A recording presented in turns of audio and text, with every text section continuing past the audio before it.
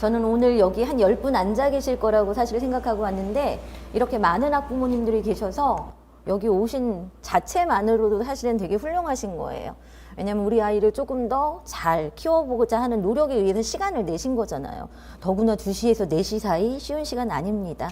아마 이 영상으로 지금 함께 하시는 학부모님들도 거기에 함께 지금 계신다는 자체만으로도 이미 학부모로서 정말 훌륭하시다고 생각합니다. 오늘 조금 어려운 이야기를 해야 될 것 같아요. 혹시 이 강의의 부제가 무엇인지 기억이 나시나요? 네, 맞아요. 사례로 살펴보는 학교 부적응 문제행동 이해였습니다.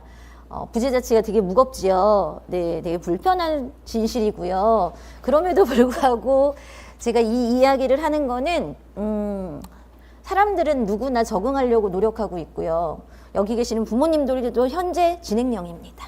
네, 우리 아이들도 그렇다는 거예요. 우리 아이들도 학교에 와서 적응을 하려고 굉장히 무던히 노력할 거기 때문에 중요한 거는 여기 계신 부모님들이 우리 아이를 정확하게 파악을 하고 이 아이를 어떻게 지지해 주느냐가 이 아이가 조금 덜 힘들게 성장할 수 있는 힘이 되기 때문에 그 부분에 대해서 조금 더 정확한 또는 우리 아이뿐만 아니라 우리 아이가 속해 있는 공동체의 특성을 조금 확인하면 좋은 시간이 될 것 같아서 준비를 했습니다.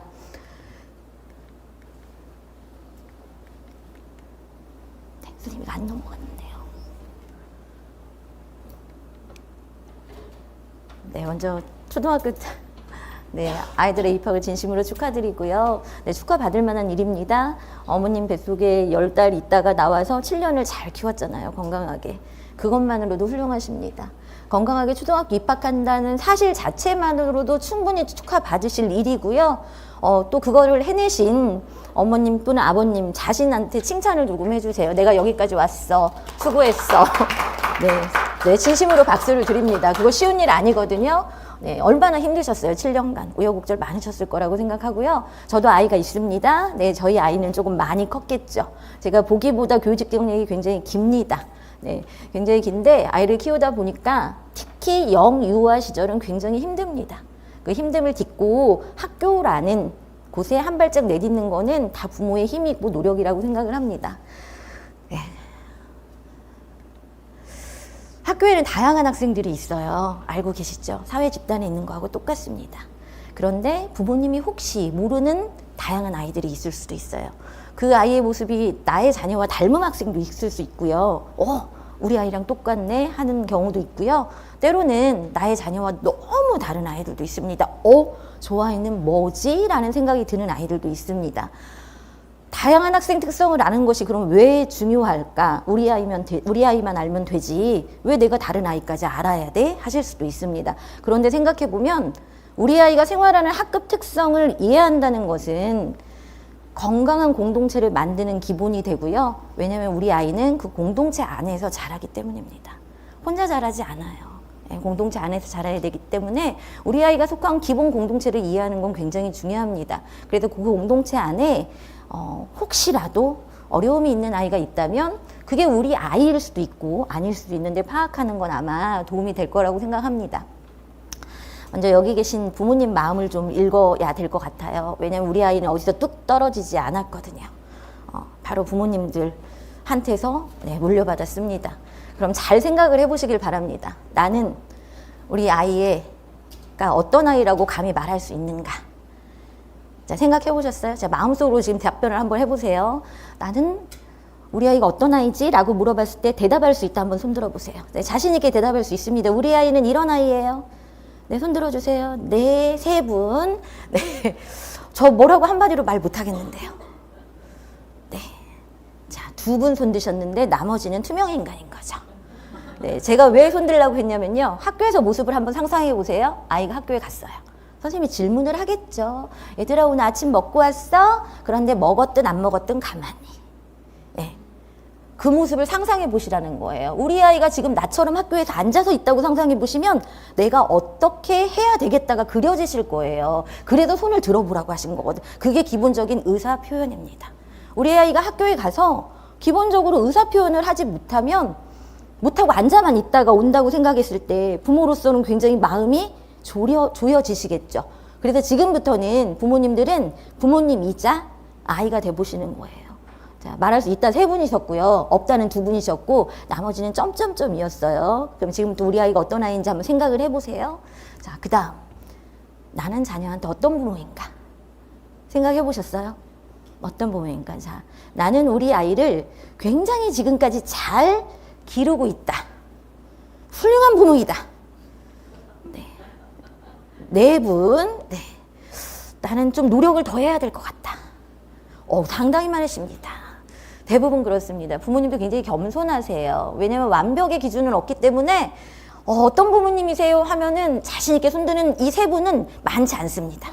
대단하신 거예요. 이거 네, 자존감이 굉장히 높으신 거죠. 우리 아이들이 학교에서 물어봤을 때 저는 훌륭해요 하고 손들었으면 좋겠지요. 네, 그렇게 키우고 싶으시잖아요. 그 모습을 상상해 보시라는 거예요. 아이들도 똑같습니다. 자존감이 높은 아이들은요, 손을 번쩍번쩍 드는데 자신감이 없는 아이들은 쭈뼛쭈뼛합니다. 자기의 생각을 표현하는데 굉장히 두려움이 큰 거죠.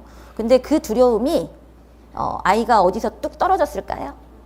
네, 부모한테 받은 것이라고 생각하시면 되고요. 그거를 부모님이 아셔야 이 아이를 지지해 주실 수가 있습니다. 3번째 질문. 초등학교에 보내면 가장 큰 걱정은 무엇인지 한번 생각해 보실래요?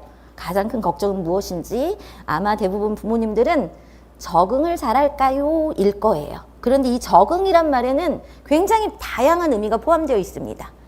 선생님을 잘 만날까? 도 적응이고요. 우리 아이 반에 우리 아이를 힘들게 하는 아이는 없을까? 이것도 적응이에요. 그것도 다 적응입니다. 왜냐하면 아이가 잘 지내길 바라는 마음이기 때문에. 사실은 제가 1번으로 말한 게 초등학교 학부모님들이 가장 궁금해하는 거예요. 우리 아이 담임이 누구지? 우리 아이고 궁합이 잘 맞을까? 사실은 그거예요. 걱정되시죠? 네, 걱정 안 하셔도 됩니다. 그 걱정은 부모님이 하지 아이들이 하진 않아요. 그건 부모님의 걱정이거든요. 아이들은 생각보다 그 부분에 있어서는 적응을 꽤 잘하는데 부모가 괜히 겁을 내는 거예요. 아이의 표정만 안 좋아도 학교에서 무슨 일이 있는 것 같고 막. 예. 아이가 물어보면 대답을 잘 못해. 그럼 말 못하면 숨기는 것 같고. 네, 그렇게 생각을 해요. 건너 집어서. 그런데 실제 아이들은 굉장히 심플합니다. 그러니까 부모님이 너무 노심초사하지 않으셔도 되거든요. 그럼 혹시 초등학교 보내면 기대는 있으세요? 설레임이 있으세요? 우리 아이가 학교 생활을 얼마나 잘할까? 드디어 학교에 들어갔는데 이 아이가 학교에서 무엇을 만날까? 기대 있습니다. 손 들어보세요. 저 초등학교 보내면서 기대 있습니다. 네, 5분 손 드셨고요. 기대보다는 걱정이 훨씬 많습니다. 네, 5분 손 드셨습니다. 네. 대부분 기대보다는 걱정이 많으시고요. 그래도 기대가 있다는 부모님들은 아마 그 부모님의 자녀도 굉장히 긍정적일 가능성이 높습니다. 무엇을 시작할 때 걱정보다는 기대로 시작할 아이일 가능성이 높아요. 네, 높습니다. 그럼 우리 아이가 어떤 모습일지 생각을 한번 해보시는 계기가 되셨죠? 가장 중요한 질문이에요. 아이가 어떤 삶을 살길 바라느냐에 따라서 부모님의 양육, 태도와 교육 방침이 사실은 다릅니다. 어떤 삶을 살기를 원하시나요? 라고 물어보면 대답은 하나예요. 건강하고 행복하게 살길 바래요. 왜냐면 우리가 추구하는 게 그거잖아요. 아이들의 삶도 그렇잖아요. 그럼 어떻게 건강하고 행복하게 살 수 있을까요? 라고 하면 나오는 대답은요. 네, 경제적으로 안정이 먼저 되어야겠지요 라는 대답을 가장 먼저 하고요. 이렇게 생각하시는 부모님의 마음이 아이들에게도 전이가 됩니다. 아이들도요. 너는 꿈이 뭐야? 라고 물어보면 대통령, 과학자, 땡땡땡이요 라고 말하지 않아요. 뭐라고 말할까요? 생각해보세요. 우리 아이 꿈이 뭐예요? 그러면은 물론 저학년하고 고학년이 좀 양상이 다릅니다. 아이들이 학교에 와서 생활하는 시간이 길어질수록 부모님한테 다양한 압박을 받을수록 즉 고학년이 될수록 말하는 게 한 가지로 통일이 됩니다. 뭐라고 할 것 같으세요? 네, 건물주요. 모르셨어요? 우리 아이들의 꿈은요 1학년 때는 그래도 좀 다양하게 나오는데요 얘네들이 한 4학년만 넘어가면 건물주로 귀결이 됩니다. 그런데 이런 꿈은요 본인이 이룰 수가 없어요. 왜냐하면 건물주가 되기까지의 과정을 겪고 싶지는 않거든요. 그럼 누가 건물주여야 할까요? 엄마 아빠가. 네, 모르셨죠? 우리 아이 꿈은요 건물주가 돼서요 월세를 받는 거예요. 근데 그렇게 아이가 말하는 것에는 누구의 영향력이 클까요? 부모님이에요. 네, 그건 생각해 볼 문제라고 생각합니다. 그래서 어떤 삶을 살기 원하는가는 굉장히 중요한 거예요. 정말 건강하고 행복하게 살길 원한다면 어디에서 이 아이를 푸시를 하고 어디에서 이 아이를 지지를 해줘야 될지가 명확해지는데, 이게 자칫 그 행복이 경제적인 가치에 귀결이 되면 이게 이제 혼돈이 일어나기 시작하는데, 진심으로 아이를 학교에 보내시면서 나는 우리 아이의 어떤 삶을 원하는 것인가에 대해서 생각을 한번 해보시면 좋겠고요. 또 여기 지금 부부가 함께 와 계시는 훌륭한 부부가 계세요. 꼭 남편하고 공유해 주면 좋을 것 같습니다. 네, 그거 되게 중요한 거거든요. 이게 철학이 맞아야 집안에서 싸움이 없거든요. 네, 싸움이 없습니다. 네, 그럼 이제 이야기를 본격적으로 시작할 건데, 여기 모이신 분들은요, 사실 둘 중에 하나거든요. 너무 불안해. 아이를 학교에 보내야 되겠는데 너무 불안해. 또 하나는 조금 더 좋은 부모가 그냥 되고 싶어. 안정적으로 오신 부모님도 계세요. 근데 이 불안이 우리의 삶에 미치는 영향은 상당히 큽니다. 네, 어떤 영향이 있냐면요, 집중하지 못하게 합니다. 이거 했다 저거 했다 만졌다 놨다 하게 하는 게 사실은 불안해서 오는 거고요. 현재 문제의 미래를 투영하게 됩니다. 현재 일어나지도 않았어요. 근데 미래를 걱정해가지고 자꾸 하는 것도 불안 때문입니다. 불안은 지나치게 간섭을 합니다. 지금 우리 아이한테 내가 어떤 부모인가 생각해 볼 때 지나친 통제형의 부모는 불안도가 높은 부모예요. 그래서 통제 1부터 100까지 통제하는 겁니다. 이렇게 해라 저렇게 해라. 불안도가 굉장히 높다고 생각하시면 되고요. 그리고 불안은요, 화를 내게 해요. 예를 들어서 어떤 화를 내게 하냐면요, 아이가 뭐를 해야 돼요. 아이가 안 해요. 네, 처음에는 말을 하겠죠. 자, 두 번째도 안 해요. 그럼 막 화를 냅니다. 그 화를 내는 이유가 왜일까요? 정말 아이가 약속을 지키지 않아서 이럴 수도 있지만은 사실은 이 아이가 잘못되면 어떻게 했지? 라는 불안 때문일 가능성이 굉장히 높습니다. 이런 것도 안 하는데 얘가 다른 걸 어떻게 할 수 있을까? 라는 불안.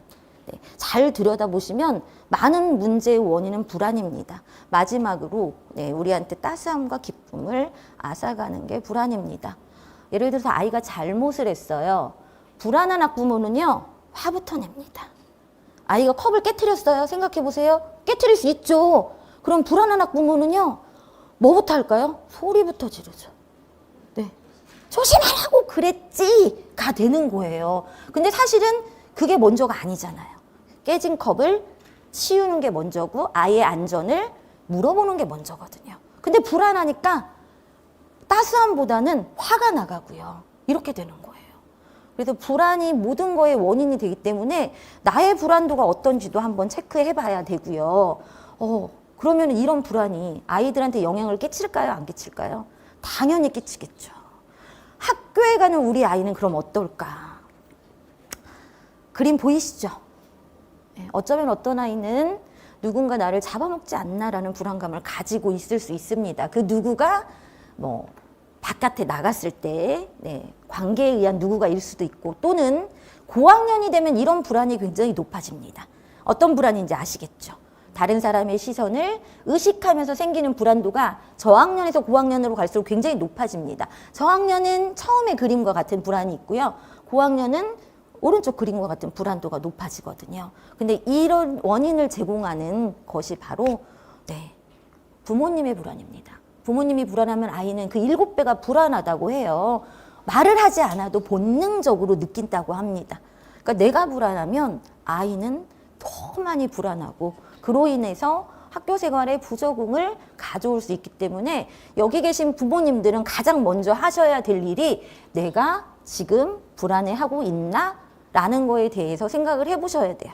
그리고 불안도를 낮추려고 노력을 하셔야 됩니다. 불안이 그냥 낮아지지 않습니다. 낮추는 노력이 필요하고요. 그래서 시작을 할 때 불안이 낮아져야 뭐든지 바꿀 수가 있어요. 이게 해결이 안 되면 다음 단계로 나갈 수가 없기 때문에 부모님들의 불안도를 한번 생각해 보시면 좋을 것 같습니다. 자, 우리 아이 보내면서 제가 아이들을 한 3그룹으로 나눠봤습니다. 크게, 물론 더 다양하게 나눌 수 있지만, 소심해요. 자기 표현이 잘 안 돼요. 뭔가 할 때 쭈뼛쭈뼛해요. 하는 편이다. 손 들어보세요. 우리 아이 그런 편인 것 같아요. 제가 볼 때. 네, 있으십니다. 어떤 게 걱정이냐면 잘 적응을 할까? 아마 내 표현을 못하기 때문에 이 아이가 말하지 못해서 생기는 어려움은 없을까? 이게 가장 클 거고요. 소심한 아이도 있고요. 그 다음에 어떤 아이가 있을 수 있냐면 사랑이. 너무 행복해 보이죠. 얘가 뭐가 어려움이 있나요? 근데 이 사랑이가 어떤 어려움이 있냐면 그냥 너무 천방지축이야. 네, 상상이 가시죠? 어떤 사랑이인지. 네, 세상이 온갖 그냥 자기를 중심으로 움직여요. 네, 이런 아이는 본인이 힘들기보다 주변 친구가 힘들 수 있습니다. 네, 본인은 사실 잘 모릅니다. 너무 사랑이 넘쳐서. 그런데 주변 친구가 힘들 수 있고요. 그 주변에 누가 있을 수 있을까요? 바로 소심이. 네, 소심이가 힘들 수 있다는 거지요. 그래서 내가 우리 아이를 바라볼 때 우리 아이만 바라보면 안 되는 거예요. 우리 아이 주변에 어떤 아이가 있나도 사실은 바라봐야 되는 거거든요. 마지막으로 이제 가장 걱정스러운 친구가 이런 친구입니다. 까칠한 아이. 예민한 아이라고 하죠. 예민한 아이. 이 아이가 사실은 부모님들이 가장 걱정하는 아이예요.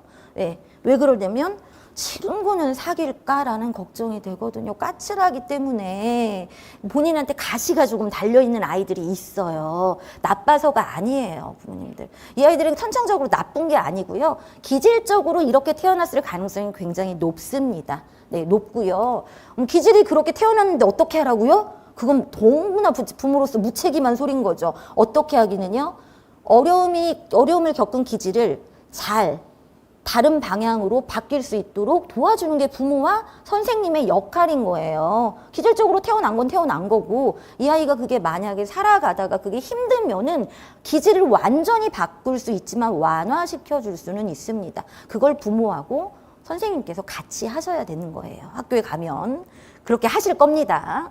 자, 어떤 아이는 집에서 너무 잘 지내요. 그런데 학교만 오면 어렵습니다. 이런 아이도 있고요. 반대로 학교에서는 너무 잘 지내는데 집에서 부모님을 너무 힘들게 하는 아이도 있습니다. 너무나 신기하게도요. 네, 이런 아이들이 있고요. 물론 양쪽 다 잘 지내는 그런 아이도 있습니다. 근데 오늘은 제가 드릴 이야기는 좀 어려움에 관련된 거기 때문에 주로 어려움에 대한 이야기를 할 거예요. 그래서 부모님들이 함께 하실 때 조금 불편하실 수도 있어요. 어려움에 대한 거라서. 근데 정확히 알고 그거를 극복하느냐와 모르고 넘어가는 거는요, 아이의 성장에 막대한 영향을 미치기 때문에 그냥 지식이라고 생각하고 가져가시면 될 것 같아요.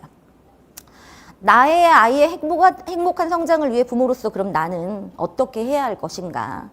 그 시작은 아마 자녀분들이 속해 있는 공동체를 이해하는 것에서 시작할 수 있습니다. 혼자 사는 게 아니잖아요. 공동체 안에서 살아야 되기 때문에 만약에 무인도에서 혼자 산다면 여기 안 오셔도 됩니다. 혼자 잘 살고 잘 먹으면 되기 때문에. 근데 우리는 어쨌든 관계에서 살아가기 때문에 우리 아이가 처음으로 시작하면 어떻게 보면 거대 공동체인 거죠. 처음으로 마주하는 그게 학교라고 생각을 합니다. 그 공동체의 속성을 이해하는 거는 아이의 성장을 위해서 되게 중요하거든요. 아마 그러기 위해서 어렵게 시간을 내셔서 오셨을 거라고 생각을 합니다.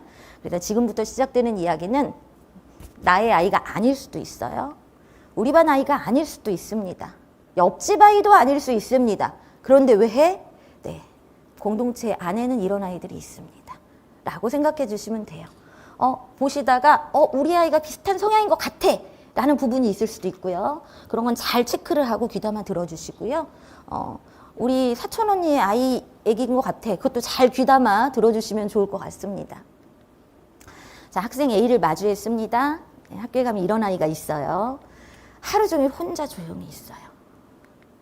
수업 시간에도 발표는 일제하지 않아요. 몰라서가 아니라 아주 단순한 발표도 하지 않아요. 오늘이 몇 월이에요? 뭐 그런 거조차도. 친구와 선생님이 묻는 말에 대답하지 않아요.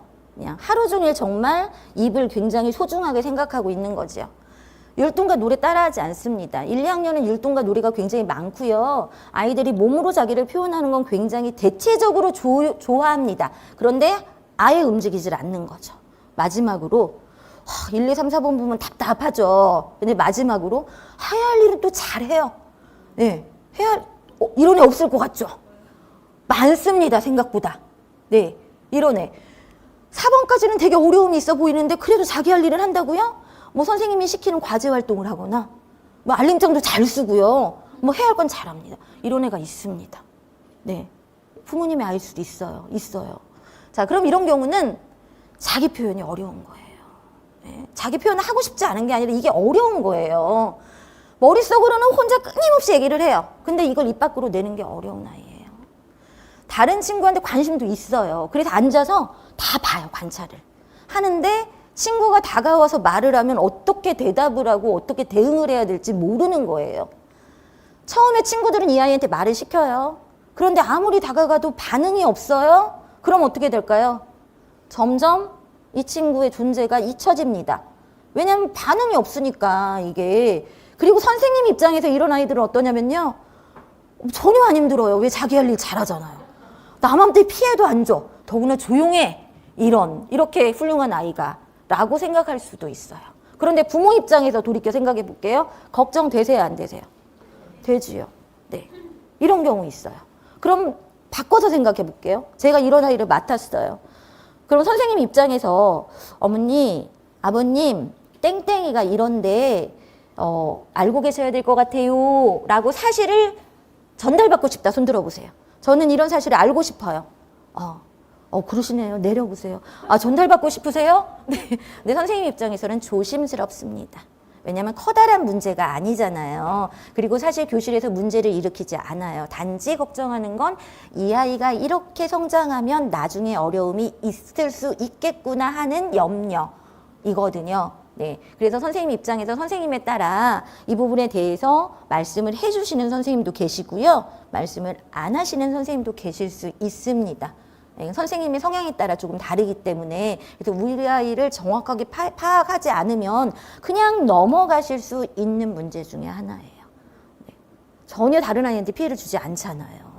그래도 선생님이 조금 많이 세심하신 경우에는 아마 말씀을 해주실 거예요. 이런 성향이 있으니까 알고 계세요 라고 했을 때 그럼 나는 어떻게 하지? 라는 고민에 빠지죠. 그럼 나는 이 아이를 어떻게 해야 돼? 가서 발표 한 번씩 하라고 시켜? 발표 2번? 그래도 안 할 거거든요. 아이의 마음을 물어봐야죠. 왜 이 아이가 학교에서 말을 못하는지를 부모님하고 대화할 수 있는 이 래퍼가 형성이 되어 있어야 합니다. 집에서도 이 아이가 말문은 닫는 건 굉장히 위험한 거고요. 그래도 집에 가서 엄마나 아빠한테 제잘거리면서 말하는 건 굉장히 건강한 거거든요. 그래서 말할 기회를 줘야 됩니다. 그래서 이런 문제를 발견하려면 아이하고 충분한 이야기를 나눌 시간을 확보하셔야 돼요. 특히 이제 맞벌이 하시는 부모님들은 아이하고 깊은 이야기를 할 시간이 없잖아요. 그러다 보니까 뭐 퇴근하면은 막 이런 얘기를 사실은 나누지 않아요. 너 오늘 학교에서 무슨 문제 있었어? 별로 없잖아요. 이건 문제라고 볼 거 없잖아요. 그러니까 넘어가는 거죠. 그런데 아이하고 충분한 대화를 나눌 시간을 꼭 확보하시라고 말씀드리고 싶고요. 그리고 3월에 상담을 진행하실 거예요. 대부분. 그럼 가면 선생님한테 요청을 하세요. 선생님, 저희 아이가 혹시라도 걱정되는 부분이 조금이라도 있으시다면 저한테 꼭 말씀을 해주세요라고. 그러면 선생님께서 캐치를 하십니다. 이 어머님이, 이 아버님이 되게 민감한 학부모이고 이 아이를 적극적으로 지지해 주려고 노력하는구나. 그래서 선생님은 좀 편안하게 이제부터는 말씀하실 수 있어요. 그런데 아직 부모님 성향이 파악되지 않았는데 어디까지 말씀을 해야 될지 고민을 엄청 하세요. 사실은 선생님들이 그냥 말씀하지 않아요. 왜냐하면 선생님들도 대부분은 자녀를 키웠기 때문에 이 부모가 받는 이 상처, 부모가 받는 걱정을 다 알고 계세요. 그러니까 먼저 말씀을 해주시면 훨씬 이야기가 쉽게 진행이 되고요. 그리고 가셔서 혹시라도 조금이라도 걱정되거나 제가 알아야 될 게 있으면 편안하게 말씀해 주시라고 요청을 하면 조금 더 디테일한 부분을 쉽게 이야기를 나누실 수 있을 거예요. 자, 2번째 아이 한번 만나볼까요? 앞에 있는 아이하고 똑같아요. 하루 종일 조용히 있어요. 이것도 똑같아. 발표도 안 해요. 대답도 안 해요. 율동 노래하지 않아요. 앞에하고 똑같은데요? 뭐가 다를까요? 마지막. 뭐가 나올까요? 마지막. 긴장되시죠? 뭐가 나올지. 그렇죠. 역시 네, 아무것도 안 해요. 네, 자기가 해야 할 일을 못합니다. 알림장 못 쓰고요. 예를 들어서 기억을 따라 쓰라고 했어요. 네, 그거 과제 수는 어렵습니다. 네, 자기가 할 일도 못하는 경우가 있습니다. 그러니까 학생 A 사례와 학생 B 사례는 굉장히 비슷합니다. 주변에 피해를 주지 않아요. 네, 주변에 피해를 주지 않습니다. 그 선생님 입장에서는 이 아이들이 힘든 건 아니에요. 정말 조용히 있기 때문에. 그런데 학생 B는 더 걱정이 됩니다. 자기 할 일도 못한다는 거는 얘가 왜 자기 할 일도 못할까라는 생각을 한번 해봐야 되거든요. 그래서 이 아이 마음을 들여다보면 이런 경우가 있어요. 모두 다 그렇다는 건 아니고요. 이런 사례가 많다는 거예요. 어떻게 하는지 몰라서 그러는 거예요. 네.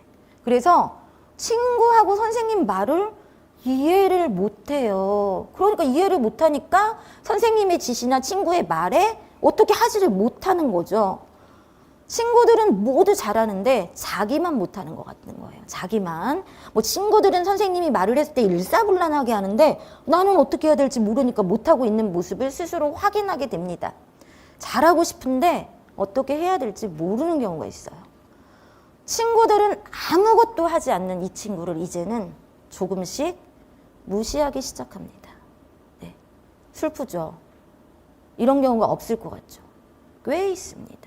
아이들은 생각보다 관찰력이 굉장히 뛰어나고요. 호기심이 많아요. 그래서 교실에 가면 선생님을 일단 먼저 관찰을 하겠죠. 그런데 친구들도 굉장히 많이 관찰을 합니다. 그래서 누가 어떻고 누가 누구 굉장히 말을 많이 해요. 집에 가서 그러니까 아이가 학교 갔다 와가지고 물어보면은 막 친구들 얘기를 막 할 거예요. 이름도 모르는 친구들. 관찰력이 뛰어나서 그래요. 그런데 이 애를 보니까 아무것도 안 하고 있어. 그럼 아무것도 안 하고 있으면 선생님이 하라고 얘기를 하겠죠. 땡땡아 이거 해야지 라는 게 반복이 된다고 한번 생각을 해보세요. 그럼 아이들 눈에는 얘는 왜 안 하지?가 되는 거지요. 근데 선생님 입장에서도 이 아이를 가만히 아무것도 안 하는데 내버려 둘 수는 없는 거잖아요. 그래서 이게 가장 큰 어려움이고요. 자, 선생님 입장에서는 그럼 어떤 어려움이 있냐면 도와주고 싶어요. 그런데 이게 정해진 시간 내에 해결하기가 어려운 거예요. 그러니까 수업 후에 지속적인 노력을 하거나 다른 학생과 성장 속도를 맞추기가 쉽지 않은 경우가 많은 경우입니다. 그럼 이 아이는 어떤 어려움을 겪는 아이일 가능성이 높을까요? 이 아이가 왜 못할까요? 방법을 왜 모를까요? 안 가르쳐줘서. 네.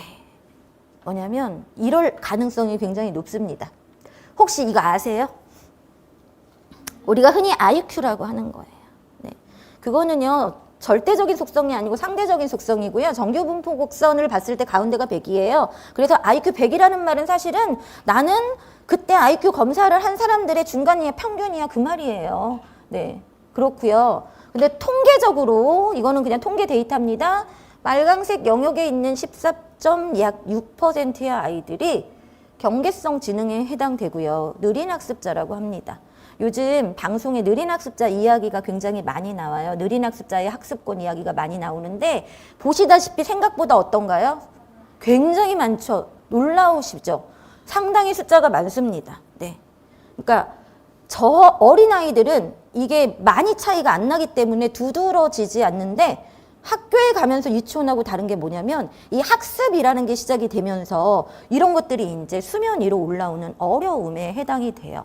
그러니까 우리 아이가 겪는 이 어려움이 여기서 기인했을 수도 있어요. 있어요. 그럼 아이한테 말을 해도 아이가 예를 들어서 긴 문장을 롱으로 말하면 이 아이가 인지를 못해. 그럼 부모님이 답답한 거예요. 얘 왜 그러지? 나한테 집중을 안 하고 있나? 너무 산만한 거 아니야? 하지만 이 어려움이 있을 수 있어요. 이 어려움이 있을 수 있고요. 그래서 이제 이런 아이들 같은 경우는 사실은 긴 문장이 아니라 짧은 문장으로 끊어서 기다려주고 끊어서 기다려주고 해야지 수용이라게 되는데 이게 쭉 가서 설명하면 얘는 이게 안 되는 거예요. 네, 그래서 못하는 거예요. 이런 어려움이 있을 수 있다는 거. 그래서 제가 선생님들 연수를 할 때 이 이야기를 하면서 아이들을 관찰할 때 느린 학습의 원인이 무엇인지에 따라서 아이를 지원해야 될 방향이 다르다. 그래서 굉장히 중요하다고 말씀을 드려요. 파악하는 게. 그래서 혹시라도 이런 어려움이 있는지를 살펴봐야 합니다. 네, 살펴봐야 하고요. 1학년 가시면 1학년 때는 이 부분에 대해서 걱정이 됩니다라는 이야기를 많이 안 들으실 거예요. 네, 왜냐하면 1학년 학부모님들은 준비가 덜 되어 있어요. 아직 수용을 할 준비가. 그래서 1학년 선생님들도 혹시라도 의심이 된다 하더라도 말씀은 거의 안 하십니다. 네, 안 하십니다. 근데 이제 선생님이 말씀하시는 것 중에 아무것도 못하고 있어요를 만약에 들으신다면 부모님들은 한 번 정도는 생각을 해보셔야 될 것 같고요. 혹시 우리 아이가 이런 부분에서 어려움을 겪나? 라고 생각을 해보시고 이런 부분에 대해서는 국가에서도 서울시 교육청에서도 지원을 하고 있습니다. 나중에 혹시라도 걱정이 돼요. 도움을 받을 수 있을까요? 학교에 요청하시면 검사부터 그 이후까지 도움 받으실 수 있어요. 네, 너무 좋아졌어요. 세상에. 옛날에는 없었습니다. 옛날에는 없었거든요. 그 도움 받으실 수 있고요. 자, 알고 계시는 것과 모르고 계시는 것은 다르니까요. 제가 옛날에 초등학교 2학년 아이 맡았을 때 저희 반 아이가 18명이었어요. 굉장히 작은 학교였는데 18명 중에 3명이 경계성 지능이었습니다. 놀랍지요? 네, 3명이. 그런데 어떻게 그럼 제가 알았을까요? 제가 무슨 마법사인가요? 아니죠. 3명 중에 2명의 학부모는 3월 학부모 상담할 때 저한테 말을 했어요. 선생님, 저희 아이가 사실은 병원에 가서 진단을 했는데 경계성 지능이에요. 저는 그 부모님들 존경합니다. 대부분 부모님들은 말하지 않아요. 왜냐하면 우리 아이가 차별을 받을까 봐. 근데 그 부모님들은 말을 하고 저한테 도움을 요청하셨어요. 어떻게 요청하셨냐면 선생님, 저희 아이는 사실 이렇습니다. 그래서 선생님께서 우리 아이한테 무엇을 지시하거나 요청하실 때 단어를, 문장을 이렇게 끊어서 해주시면 감사하겠어요. 저는 너무 감사했습니다. 왜냐? 1년간 제가 만약에 그걸 몰랐다면 의심을 했겠죠? 왜냐면 나타나니까 표면적으로. 그러나 되게 고민을 했을 거예요. 이거 부모한테 말해? 말아? 말해? 말아. 되게 어려운 시간을 보냈을 텐데 그 부모님이 깔끔하게 그냥 말씀을 해주셔서 이 아이를 어떻게 지지해 줄까를 고민하면서 1년을 보냈고, 이 아이가 자존감이 낮아지지 않도록 다양한 방향으로 이 아이가 잘하는 부분을 세워주려고 노력을 했어요. 그래서 실제 이 아이 2명은 1년간 잘 생활을 했습니다. 자존감 안 떨어지게. 제가 미리 알고 있었으니까. 근데 3명이라 그랬잖아요. 1명은 어디 갔을까요? 1명은 부모님이 몰랐습니다. 몰랐는데 제가 고민을 해서 부모님 상담할 때 혹시 모르니 조심스럽게 혹시 모르니 어머니 한번 검사를 해보시면 좋겠어요. 그때는 국가 지원이 안 됐습니다. 개인 비용으로 검사를 해야 되고요. 검사 비용도 꽤 비싸요. 그랬는데 부모님이 처음에 어떠셨을까요? 우린 막 울죠. 네, 너무 속상해서. 근데 검사도 안 했는데 물기부터 해 막. 결과 나오지도 않았는데 그 말을 들은 자체로 막. 그런데 그거는 우실 일이 아니라요. 아니면 감사한 거잖아요. 그럼 저는 그렇게 생각해요. 아니면 감사한 건데 만약에 맞다면은 이 아이가 힘들지 않게 지원해 주는 게 교사하고 학부모가 할 역할이라고 생각합니다. 교사도 지원을 해야 돼요. 이 아이가 정서적으로 다른 부분에서 흔들리면은 성장하는 데 어려움이 있기 때문에. 근데 너무나 감사하게도 이 부모님이 한바탕 울고 나셔서 정신을 차리셨어요. 네, 그래서 검사하고 결과 받아서 3명이 된 거지요. 3명이 돼서 잘 생활을 했습니다. 덕분에 그 부모님이 수용해 주신 덕분에 너무 감사하게도. 그래서 이런 부분도 한번 알고 계시면 도움이 되실 것 같고요. 자, 만나볼 3번째 학생. 이제 저거보다 더 어려움이 있어? 라고 하실 거예요. 자, 제자리에 앉아있지 못해요. 지금 본인의 아이가 막 떠오르실 거예요. 이거 앉아나 있을까? 이런 고민이 있으실 수 있거든요. 수업 시간 선생님을 쳐다보질 못해요. 계속 딴 데 보는 거죠. 교실에서 지켜야 될 규칙이라는 게 있겠죠. 네, 단체 생활이니까 지키지 못합니다. 다른 사람의 말을 듣지 않고 자기 말만 하는 아이가 있어요. 계속 자기 말만 합니다. 네, 다른 사람 전혀 신경 쓰지 않은 자유로운 영혼입니다. 대체적으로 남학생들이 많이 갖고 있는 일반적인 특징 중에 하나지요. 남녀를 나누는 건 아니고 성향적으로 조금 그런 편입니다. 여학생 중에도 이런 아이들이 있습니다. 여학생 어머님들 안심하지 마세요. 네, 있습니다. 이런 아이는 왜 그럴까요? 네. 행동을 스스로 조절이 안 되는 거예요. 일부러 그러는 거 아니에요. 안 되는 거예요. 일부러 그러는 것과 안 되는 거는 굉장한 차이가 있습니다. 가만히 있는 게 너무 힘들어.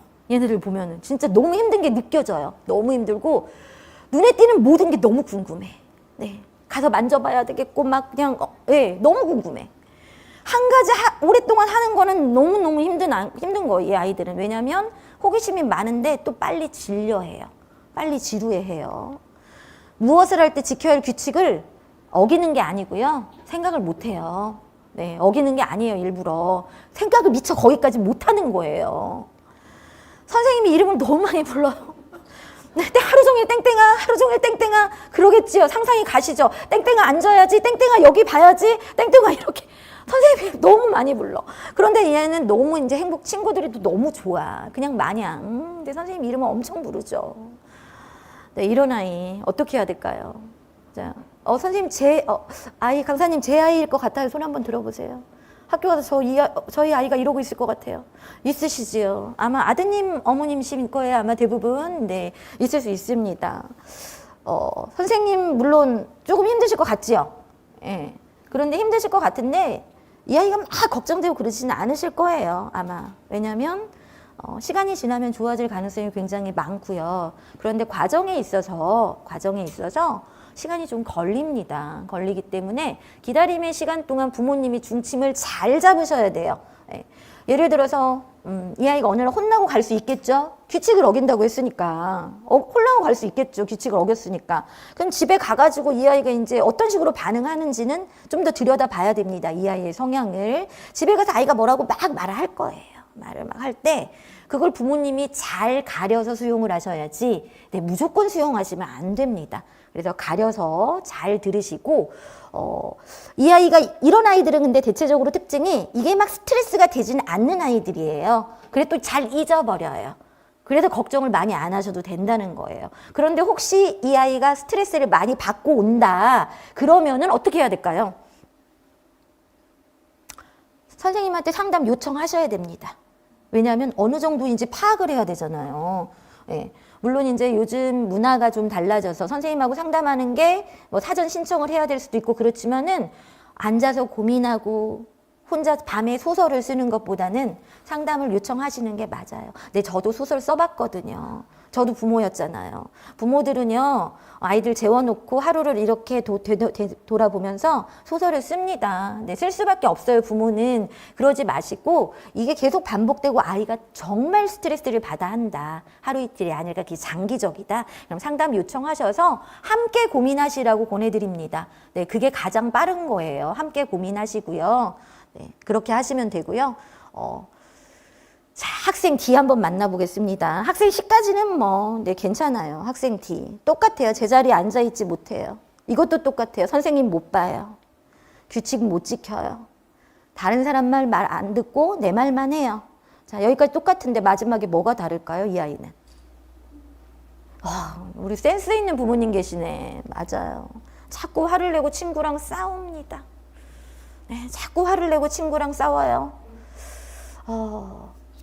이런 아이들이 물론 평균을 말할 수는 없지만 학급에 꼭 있습니다. 네, 꼭 있어요. 없는 학급은 없다고 보시면 돼요. 꼭 있다는 건 네, 우리 아이가 될 수도 있고 우리 아이 반에 내 옆에 앉은 짝꿍이 될 수도 있다는 거예요. 꼭 있습니다. 친구랑 매일 싸우는 갈등의 원인이 되는데 이 아이는 왜 그럴까요? 그냥 이 아이는 화가 나는 거예요. 네, 화가 나는데 똑같은 행동을 해도 자기가 하면 친구들이 짜증을 낸다고 생각을 해요. 똑같이 하는데 왜 너는 나한테만 이래? 라는 말을 합니다. 선생님은 나만 갖고 뭐라고 해? 왜 선생님은 나한테만 그래? 라고 해요. 친구들이 나만 싫어하는 것 같다고 집에 가서 불평을 많이 합니다. 집에 가서 이제 많이 그럴 거예요. 이런 아이들은. 내가 하는 말을 아무도 들어주지 않는다고 집에 가서 화를 내요. 네, 화를 내고요. 자기도 모르게 소리 지르고 친구를 때리고 물건을 던지기도 합니다. 네. 이 아이는 기본적으로 분노가 조금 많은 아이예요. 분노가 많아서 그거를 잘 표현하는 걸 다루지 못하면 끊임없이 이 아이가 학교 생활을 하면서 갈등을 유발하고 다툼이 생깁니다. 그럼 어떤 일이 사실은 벌어지냐면 저학년 아이들은 의사 표현이 명확하지가 않잖아요. 않기 때문에 가시면 아시겠지만 부모님들끼리 굉장히 많은 소통을 하세요. 네, 우리는 그걸 맘카페라고 하지요. 네, 소통을 하시는데 그게 굉장히 긍정적이거나 발전적인 소통이면 참 좋겠는데 사람에 모이다 보면은 그렇지 못한 방향으로 갈 수가 있습니다. 그럼 교실에 이런 아이가 있다고 상상을 한번 해보세요. 우리 교실에. 이런 아이가 하루에 한 건 이상씩 대형 폭탄을 터뜨려 그럼 이제 수업이 제대로 될까요? 안 되겠죠. 선생님은 지도를 해야겠죠. 그럼 지도를 하면서 이 아이하고 갈등의 대상이 되는 아이끼리 또 이제 문제가 됐기 때문에 아이들을 보낸 다음에는 그 갈등의 대상 부모님하고 또 뭐 통화를 하고 여러 가지 조치들이 이루어지겠죠. 그러면은 이런 것들이 다른 아이들, 그 갈등 원흉자와 대상자 말고 다른 아이들은 집에 가서 어떻게 전달을 할까요?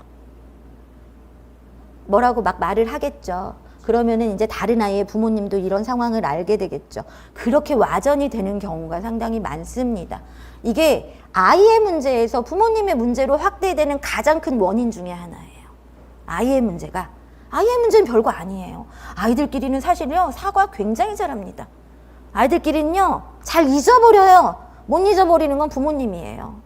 네, 아이들은요, 너무나 신기하게 어제 막 싸워놓고요, 다음날 놀아요. 애들은 그래요. 그런데 부모님은요, 못 그래요. 정말 염려스러운 일이죠. 자, 여기서 누가 문제인가요? 아이가 문제인가요? 부모가 문제인가요?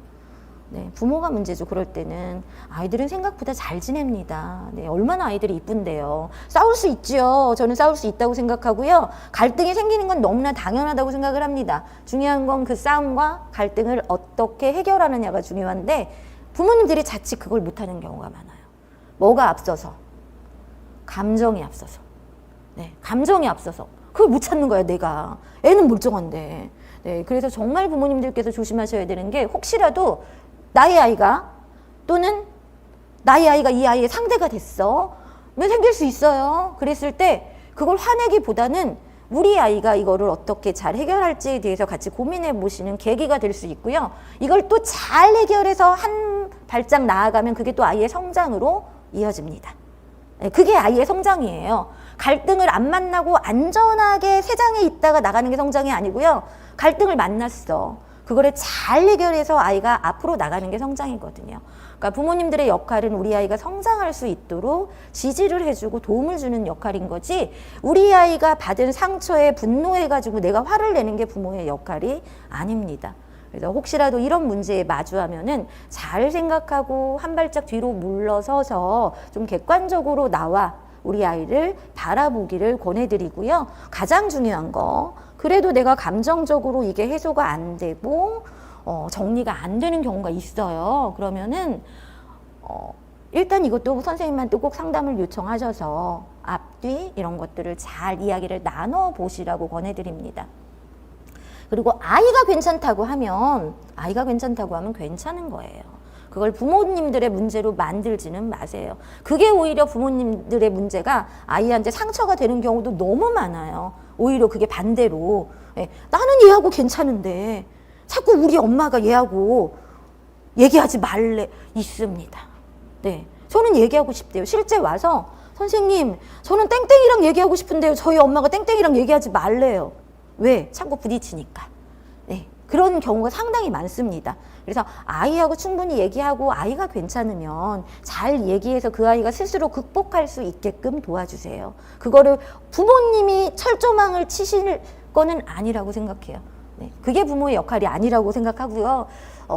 반에 꼭 있습니다. 네, 없는 반은 한 번도 못 봤습니다. 네, 한 번도 못 봤기 때문에 이런 아이가 있을 거고요. 자, 이제 우리 학생 1을 한번 만나볼까요? 또 남았어요? 네, 또 남았어요. 글을 읽는 게 어려워요. 특히 1학년 학부모님들 중에 한글을 당연히 안 떼고 가는 겁니다. 떼는 게 일반적이지 않아요. 한글 학습 안 하고 가는 게 맞고요. 학교에서 가르치는 게 맞아요. 그런데 똑같이 가르치는데 어떤 아이는 학습 속도가 빠르고 어떤 아이는 학습 속도는 느릴 수 있습니다. 글자를 잘 구분하지 못하는 경우가 있어요. 기억하고 니은, 아하고 어, 가하고 너, 그러니까 가하고 거, 이런 아이가 있습니다. 유독. 책을 읽고 읽긴 읽는데 글자는 글자요, 내용 파악이 안 되는 아이들이 있습니다. 그러니까 간단한 글을 읽고 선생님이 이제 책의 내용에 대해서 물어보잖아요. 답변을 못 하는 거예요. 그건 내용 파악이 안 되는 거예요. 글자로만 읽는 거지 그거를 단어나 문장의 의미를 인지를 못 하는 경우거든요. 수, 덧셈, 뺄셈은 제법 잘하는데 이게 문장제로 나오거나 문장제로 읽어주면은 안 되는 아이들이 있습니다. 네, 문장제로 말하거나 읽어주면은 듣고 쓰기를 하면 너무 많이 틀려요. 흔히 우리가 받아쓰기라고 하지요. 받아쓰기라고 하는데 정확한 명칭은 듣고 쓰기가 맞고요. 듣고 쓰기를 하면 너무 많이 틀려요. 초등학교 1학년은 듣고 쓰기 하지 않습니다. 네, 옛날하고 달라요. 초등학교 1학년 1학기는 최소한 하지 않아요. 네, 듣고 쓰기, 보고 쓰기를 합니다. 걱정하지 마세요. 보고 쓰기 하게 돼 있고요. 듣고 쓰기 하지 않는데 근데 유난히 어려움을 느끼는 아이들이 있습니다. 이 아이들의 경우 이게 조금 어려운데요. 처음에는 크게 문제가 없는데 이게 학년이 올라갈수록 점점 모르는 게 많아져요. 이 아이들이 점점 모르는 게 많아지고요. 특히 이제 초등학교 2학년에서 3학년 올라가면서 교과가 분화가 되잖아요. 통합교과에서 통합이라는 거는 이제 교과 분화가 아니고 통합형인데 3학년에 가면은 이제 이게 분화가 돼서 사회, 과학, 도덕, 영어 막 이렇게 생긴단 말이에요. 그러면 더더욱 어려움을 겪습니다. 친구들 앞에서 소리내어 글을 읽기 싫어하는 경우가 많아요. 이런 아이들은. 왜냐하면 떠듬 읽기 때문에. 그게 본인도 듣기 싫은 거예요. 그리고 본인이 공부를 못한다고 생각을 해요. 그 글자가 잘 인지가 안 되는 거 하나만 가지고 공부를 못한다고 생각을 하는 거죠. 사실 근데 공부라는 건요 굉장히 다양한 것들을 포함하기 때문에 한 면만 가지고 잘한다 못한다를 판단할 수가 없어요. 사실은 그건 되게 조심해야 되는 부분인데 그게 드러나는 문제가 그렇기 때문에 못한다고 생각을 하는 거고요. 듣고 쓰기를 연습하기 싫어요. 왜? 자꾸 틀리니까. 자꾸 틀리니까. 공부를 잘하는 친구가 엄청 부러워요. 이 아이 속으로는. 선생님이 질문할까 봐 두려워요. 왜냐면 내가 모르는 걸 물어볼까 봐. 자, 그럼 이 아이는 마음이 지금 되게 힘들잖아요. 부러워요, 못해요, 싫어요, 두려워요. 왜 그럴까요? 왜 이런 어려움이 있을까요? 또 아까 느린 학습자도 이런 경우가 있긴 있는데 이 아이는 좀 특수한 거예요. 왜? 수 이런 건 잘하잖아요. 그럼 느린 학습자는 아닙니다. 느린 학습자 아니에요. 수랑은 잘하는 거 보면은 느린 학습자는 전반적으로 학습에 어려움을 겪거든요. 근데 이 아이는 특정 영역, 유독 글자, 문맥 이런 거에 대해서 어려움을 겪어요. 어떤 어려운 아이일까요? 문해력. 네, 맞아요. 문해력은 문해력인데 원인이 있어요. 이 아이가 문해력이 떨어지는 이유는 요거예요. 아세요? 난독증? 네, 아인슈타인도 난독증이었습니다.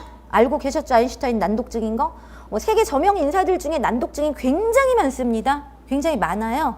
근데 그 저명 인사들의 어떤 일대기를 보면은 초등학교 때 특히 이 난독 때문에 학습 부진, 아로 대우를 받았던 경험이 다 있습니다. 다 있어요. 예. 근데 그때 난독증인 걸 알았어요. 다행히도. 근데 만약에 몰랐다면, 이거 느린 학습자 아니야 라고 했을 수 있겠죠. 자, 난독증을 보시면 이걸 다 읽어드리지는 않을 거예요. 서울시에서도 이 부분을 지원하기 위해서 다양한 시스템이 준비가 되어 있고요. 난독증이 전체의 몇 퍼센트나 되는지 궁금하시죠? 그거 한 1000명 중에 1명 아닌가요? 10,000명 중에 1명 아닌가요? 라고 생각하시면 제가 얘기를 안 하죠. 1000명, 10,000명 중에 1명은 5% 정도 됩니다. 100명 중에 5명, 20명 중에 1명. 그럼 우리 학급에 1명 정도는 난독일 가능성이 있다는 거니까 상당히 많은 숫자입니다. 네, 모르셨죠? 네, 모르셨죠? 제가 오래전에 2학년 아이를 가르칠 때 저희 반에 경계성 지능이 3명 있었어요. 말씀드렸죠. 18명 중에. 그런데 그 18명 중에 난독이 3명 있었습니다. 그 아이들. 네, 기가 막히죠. 어떻게 그럴 수 있을까요? 그 경계성 지능과 난독을 같이 가진 아이가 있었고요. 네, 난독만 있는 친구가 있었습니다. 이 아이들의 가장 큰 어려움은 읽기, 쓰기예요. 읽기, 쓰기인데 저는 난독 아이들을 굉장히 많이 만났거든요. 너무 신기하게 참 그 아이들이 저한테 오더라고요. 네, 굉장히 많이 만났어요. 그래서 난독 공부를 따로 했습니다. 의사도 만나보고 여러 가지 공부를 했는데 난독 같은 경우는 초등학교 2학년 때는 발견이 돼야지 초등학교 3학년부터 치료를 시작하면 상당히 정상 범주 아이들하고 크게 다르지 않습니다. 네. 정상 범주 아이들하고 크게 다르지 않게 성장할 수 있는데 만약에 우리 아이가 난독인 걸 인지를 못했어. 몰랐어요. 그냥 얘는 왜 그럴까만 계속 그러고 있어. 얘는 왜 그럴까? 얘는 왜 그럴까?만 하고 있다. 시간이 이제 초등학교 한 5학년 갔어요. 그러면 정말 많은 차이가 나거든요. 이 아이가. 엄청나게 많은 차이가 나거든요. 그럼 이제 그때 한번 검사를 해보는 거죠. 그럼 그때 무슨 결과가 벌어지느냐? 뭐라고 말하냐면요. 네, 늦었다고 말을 해요. 근데 정상 범주하고 접해지기는 늦은 겁니다. 그런 경우에. 그런 경우는 좀 어렵습니다. 네, 어려워요. 그래서 최소한 우리 아이가 만약에 난독일 경우에 난독의 어려움을 갖고 있으면 초등학교 2학년 때는 그게 진단이 돼서 초등학교 3학년부터는 이 아이를 위한 지원을 시작해서 그게 한 3년 정도 지원을 하면은 거의 일반 아이, 다른 아이들이 갖지 않는 어려움하고 똑같은 수준에서 성장을 할 수가 있습니다. 그래서 2학년 때 발견이 굉장히 중요하고요. 만약에 부모님들께서 만나시는 그 선생님 있잖아요. 선생님께서 이런 거에 대해서 혹시라도 한번 어머님 검사 한번 해보면 어때요? 라고 제안하실 수 있어요. 제안하실 수 있겠죠. 근데 다행히 지원이 되잖아요. 근데 교육청도 지원해 줍니다. 이 검사를. 그랬을 때 속상해하지 마시고 감사하다고 말씀을 하세요. 왜냐하면 아니면 감사한 거잖아요, 진짜. 만약에 우리 아이가 학습에 어려움을 겪는 원인이 난독이 아니야. 그럼 다른 원인을 찾아서 해결할 수 있는데 그거를 거부부터 하시면은 진짜 이거라면은 그 부모님은 우리 아이한테 죄 짓는 거예요. 내가 우리 아이가 좀 편안하게 성장할 수 있는 길을 막는 거잖아요. 그거를 흥분하고 울고 하실 필요 없어요. 그런데 제가 만났던 많은 학부모님들은 저는 난독을 따로 이제 공부도 했고, 그래서 아이가 듣고 쓰기 할 때 보거나 글을 읽을 때 보면 어느 정도 이게 파악이 돼요. 파악이 되니까 걱정이 되니까 말을 하겠죠. 근데 대부분의 학부모님들은 말씀을 드리면 울어요. 그렇게 속상해서. 근데 그 마음도 이해는 가요. 막 우리 아이가 잘못될 것 같고 그러잖아요. 근데 난독은요, 괜찮아요. 울 일은 아니에요. 정말로 울 일은 아닌데 이게 모르니까 눈물이 나는 거예요. 그냥 큰일 날 것 같고. 아인슈타인도 난독이었는데 그 눈물 날 일은 아니거든요. 근데 일단 울기부터 하시더라고요. 그런 다음에 이제 정신을 차리시면 이제 다시 정상으로 돌아오세요. 네, 제가 이제 2학년, 그때 아이는 아니고 얼마 전에 가르쳤던 2학년의 경우에 저희 반에 그때도 난독이 3명이 있었어요. 그 아이들이 저한테 이렇게 온다니까요. 항상 제가 마치 고르듯이 너무나 신기하게 네, 와요. 이렇게 오는데 3명이 있었는데 1명은 난독인 걸 알고 받았고요. 2명은 뭐 몰랐죠. 그런데 가르치다 보니까 의심 증상이 발견돼서 부모님한테 이제 말씀을 드렸죠. 뭐 글자 뭐하고 뭐를 자꾸 바꿔 읽는 게 반복이 되고요. 그다음에 책 속에 무슨 단어를 자꾸 얘가 잘못 읽고요. 듣고 쓰기 할 때 어떤 어려움이 있고 어머님한테 말씀을 드리면서 혹시나 해서요 어머님 검사를 제안을 했습니다. 예, 그래서 다행히 그 2분이 검사를 하셨어요. 그때는 지원이 안 될 때였어요. 자비로 하셨어요. 자비로 검사를 하셨는데 네, 난독이 나왔습니다. 둘 다. 예, 이게 말씀을 드리는 거는 선생님들은 다양한 사례를 보잖아요. 부모님들은 우리 아이만 보잖아요. 그래서 어떻게 보면 선생님들의 시선이 더 정확할 가능성이 훨씬 더 높습니다. 그래서 선생님들을 신뢰하셔야 된다고 말씀을 감히 드려요. 많은 데이터를 가지고 있기 때문에 말씀을 드려서 다행히 해서 치료를 하셨어요. 2학년 때부터 시작해서. 그러니까 2학년 말에 말씀을 드렸고 2학년 겨울방학 때부터 해서 이 아이를 치료를 하셨거든요. 결과가 어떨까요? 그 아이들을 성장을 저는 지켜봤고요. 우리 반은 아니었지만은 이 아이가 3학년, 4학년, 5학년이 되는 모습을 지켜봤잖아요. 자, 5학년 때 우리 옆반이었어요. 그 아이가. 그럼 저를 만나면 너무 반가워해요. 선생님, 우리 2학년 때 남아서 공부했었잖아요. 라고 말을 해요. 사실 그 아이 3명 데리고 특별 프로그램 같은 것도 하고 그랬고 그걸 공부가 아니라 공부라고 안 하죠. 놀았다고 말을 하더라고요. 선생님, 우리 놀았잖아요. 네, 놀은 거 아니고 공부한 거였어요. 그리고 그 아이들이 가장 큰 성과는 물론 학습에서도 성장을 했지만 가장 큰 성과는 뭐였을까요? 자존감이에요.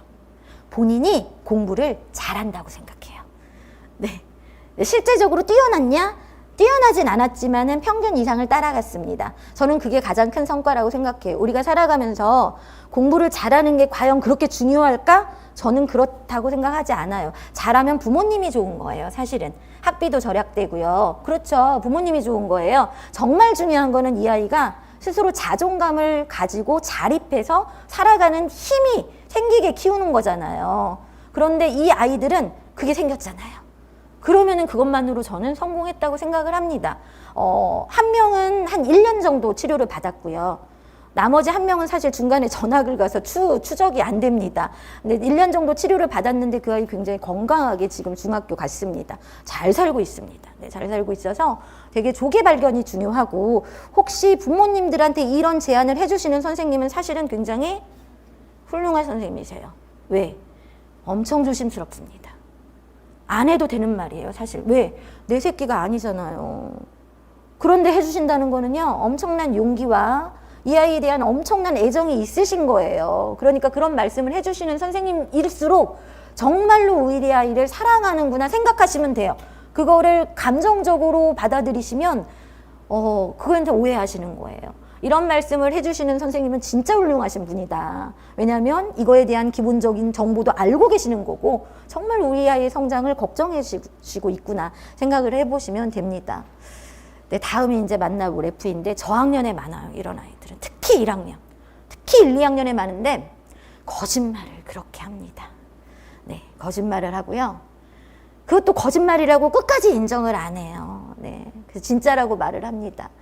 근데 친구들이 점점 나랑 안 놀아. 왜냐면 그게 아이들이다 보니까 디테일한 거짓말을 하는 게 아니라 눈에 보이는 거짓말을 해요. 아이들이 아는 거예요. 그러니까 얘가 거짓말을 한다고. 거짓말쟁이라고 놀림을 받아요. 눈에 보이는 거짓말을 하니까. 선생님이 자꾸 여러 번 확인해요. 이거 맞아? 이게 정말이야? 네, 그러겠지요. 왜냐하면 이 아이가 습관적으로 거짓말하는 걸 알고 있기 때문에 이 아이가 하는 말을 믿어야 되는데 사실은 네, 다시 한번 확인하는 이렇게 됩니다. 근데 이게 저학년에 상당히 많습니다. 왜 거짓말을 할까요, 애들이? 맞아요. 네. 거짓말 하고 싶지 않아요. 사실은 이 아이들이 뒤돌아서면 후회해요. 후회가 짧아서 그렇지. 네, 후회를 합니다. 나도 모르게 하는 거예요. 나도 모르게. 그리고 때로는 그 거짓말이 친구들의 관심을 이끌어요. 예를 들어서 이런 거예요. 어떤 아이가 자랑을 하려고 뭘 가져왔어요. 나 이거 생일 선물로 이거 받았다? 그럼 부러운 거야. 그러니까 이 아이는 생일도 아닌데 나도 어제 생일이었는데. 없을 것 같죠? 있어요. 네. 그리고 나는 그거보다 더 좋은 거 받았는데 라고 말을 해요. 관심 받고 싶어서 그런 거예요. 그게 막 조작된 거짓말이 아니에요. 어른 수준에 관심 받고 싶어서 하는 거짓말이고요. 한 번 거짓말을 하니까 그 다음에도 거짓말. 그래? 너 이거 받았어? 내일 가져와봐. 그럼 이제 내일 물어보겠죠. 너 이거 가져왔어? 아니 그거 찾아봤는데 없는데 다음날 가져올게? 이렇게 되는 거예요. 그게 이제 거짓말을 낳는 형국이 되거든요. 그게 아무것도 아닐 것 같은데 신뢰의 문제라서 이 아이가 학급 생활을 하는 데는 어려움이 생길 수 있는 부분이고요. 그리고 사실은 관심 받고 싶을 때 어떤 말을 해야 될지 모르기 때문에 거짓말을 할 수도 있어요. 근데 어떻게 하는지 모르기 때문에 가장 중요한 거 아까 말씀하셨죠? 혼나는 게 무서워서 하는 거짓말입니다. 주로 집에서 엄마한테 하는 거짓말이 마지막에 해당되는 거예요. 혼나는 게 무서워서 당장 회피하려고 나중에 들통나지만 이 아이들은 나중을 생각하지 못하죠. 지금 당장 이 순간만 생각하게 되기 때문에 하는 거거든요. 그럼 이 거짓말하는 아이 어떻게 해야 될까요? 자, 마지막에 해당되는 혼나는 게 무서워요. 네, 혼내시면 안 되겠죠. 무조건 화부터 내시면 거짓말 절대 못 고칩니다. 네, 무조건 화부터 내시면 안 됩니다. 화부터 내지 마시고요. 그게 만약에 많이 완화가 되면은 이 아이들은 대부분은 이런 사소한 거짓말들은 성장하면서 개선이 되고 없어집니다. 그런데 1, 2학년 때는 그런 문제가 꽤 많이 생길 수 있다는 거 알고 계셔야 돼요. 알고 계셔야 되는데 이게 자칫 학교에서 집으로 갔을 때 부모님이 학교에서 있었던 일을 물어보잖아요. 그런데 그때 거짓말을 아는 아이들이 있어요. 선생님이 말을 안 했는데 선생님이 그렇게 말했다고 하는 아이도 있고요. 친구가 이렇게 말 안 했는데 친구가 이렇게 말했다고 하는 아이들도 있습니다. 그래서 부모님들께서는 우리 아이가 하는 말을 물론 믿어줘야죠. 부모가 안 믿으면 누가 믿겠어요. 그러나 우리 아이의 성향을 잘 파악해서 이 아이가 그냥 임기응변으로 하는 거짓말인지 또는 그냥 하는 말인지 잘 판단해서 들으셔야 되고요. 혹시라도 이 말들로 인해서 오해의 소지가 있는 경우가 생겨요. 오해의 소지가 있을 때는 반드시 이것도 상담 신청하셔서 확인을 하셔야지 아니면 오해가 깊어집니다. 오해가 깊어져요. 예를 들어서 선생님이 무슨 말을 자꾸 나한테 해 라고 아이가 반복적으로 얘기한다고 치자고요. 그럼 부모님은 걱정하시겠죠. 선생님이 이런 말을 왜 하지 하는 포인트가 있을 수 있어요. 근데 계속 그런 말을 듣다 보면은 이게 지나치는 말이 아니라 이렇게 될 수 있기 때문에 그럴 때는 오해하기보다는 확인하시라고 말씀을 드리고 싶어요. 물론 아다르고 어다르기 때문에 우리가 선생님과 학부모가 상담을 할 때는 서로 조심을 하는 게 맞는 거예요. 그건 선생님 입장에서도 마찬가지고 학부모 입장에서도 마찬가지입니다. 그래도 오해를 깊게 가져가지 마시고 확인하시는 게 좋고요. 대부분은 이런 경우 초등학교 3학년 정도 되면은 해소가 됩니다. 아주 특수한 한두를 빼놓고는요. 네, 아주 특수한 한두는요 병인 경우가 있어요. 네, 저는 한 명 만나봤습니다. 교직 경력 20년 됐는데 한 명 만나봤어요. 그런 아이는. 그러니까 많지는 않다는 거예요. 병리적인 경우가 있어요. 병리적인 경우는 그건 어떻게 해결이 안 돼요. 안 되기 때문에 정신과 의사의 도움을 받아야 되거든요. 한 명 만나봤으니까 많지는 않습니다. 그래서 그 사례는 여기에 넣질 않았어요. 데이터가 많지 않기 때문에. 자, 땡땡땡 했죠. 땡땡땡. 땡땡땡 한 이유는 사례가 많잖아요. 그걸 일일이 다 이렇게 자세하게 말씀드릴 수가 없고요. 앞서 말씀드린 6가지의 사례는 좀 많은 경우고요. 지금부터는 이제 그거보다는 수가 좀 작은데 다양한 어려움들이 있어요. 네. 자, 다 알고 계시죠? 알고 계시죠? 알고 계시는 용어지요. 난산 아시나요? 혹시 난산 저 모르는데요. 처음 들어봐요. 손 한번 들어보실래요? 네. 난산이요. 숫자의 어려움을 겪는 난독처럼 숫자를 말 그대로 인지하지 못한 셈을 아예 못해요. 난산을 겪는 아이들은 암산 자체는 아예 못합니다. 난독보다 많진 않아요. 난산이. 그리고 이제 아쉬운 거는 우리나라는 난산 연구가 잘 되어 있지 않아서 서울시 교육청에서 진단까지는 왔어요. 진단을 해주는데 치료는 좀 어렵습니다. 그래서 난산으로 진단받으면 개인적으로 치료를 해야 되는데 치료 기관도 우리나라가 아직 많지는 않아요. 근데 이 난산은요, 선생님들도 사실 잘 모르세요. 저 지금까지 난산으로 진단받은 아이를 한 명 만나봤거든요. 근데 진단받은 아이를 만났다는 거지 난산인 아이들은 어쩌면 많았을 수도 있어요. 예. 그래서 진단받은 경우는 난산은 특수하게 이 아이를 가르쳐야 되기 때문에 수학에 되게 어려움이 있죠. 그래서 난산증을 가지고 있는 아이들은 사실 곱셈 99까지가 목표입니다. 그 이상을 진행하기가 쉽지 않아요. 근데 만약에 교사나 학부모가 난산인지 모르죠? 그러면 이제 엄마는 속 터지는 거죠. 얘가 왜 이럴까? 5학년이 되도록 99단도 못해 라는 게 되는 거예요. 숫자가 많진 않기 때문에 그냥 안내만 해드리는데 혹시 어머님, 아버님들이 자녀분을 키우실 때 이상해 하는 부분이 있으시다면 한번 검사를 해보시라고 권해드려요. 자, 자폐 스펙트럼은 너무 많이 알고 계시죠? 자폐 스펙트럼이 기하급수적으로 늘어났다는데 기사를 봤습니다. 네, 봤고요. 이게 스펙트럼이 굉장히 넓기 때문에 아이들의 양상이 너무나 다양해요. 너무나 다양한데 이거에 대한 사례를 제가 하나 이제 조심스럽게 말씀드리자면 학교마다 좀 상황은 다른데 제가 이제 저는 되게 행복한 교사거든요. 네, 행복한 교사입니다. 지금까지 만났던 우리 부모님들 하고 한 번도 갈등이 없었어요. 단 한 명하고도.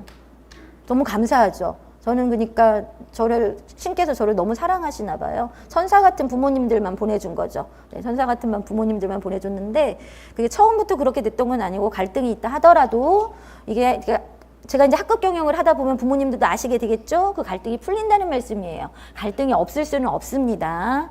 없을 수는 없는데 이건 저의 사례는 아닌데 저는 부모님하고 그렇게 갈등이 있었던 적이 없기 때문에 잘 지내왔어요. 그런데 이제 다른 분 사례이긴 한데 말씀을 드리는 이유는 혹시라도 부모님들이 학교 가서 그런 실수를 하지 않으셨으면 좋겠다는 거예요. 전 다양한 교사들이 있는데 제가 정말 존경하는 선배님이 계세요. 정말 존경하는. 제가 존경하기는 쉽지 않아요.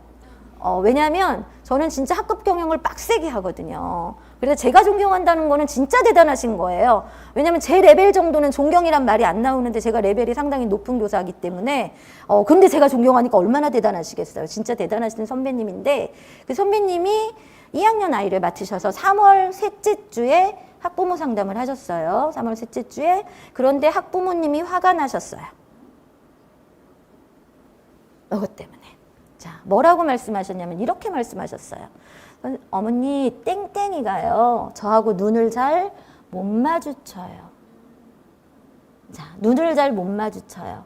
그리고 듣지를 못해요. 누군가의 말을.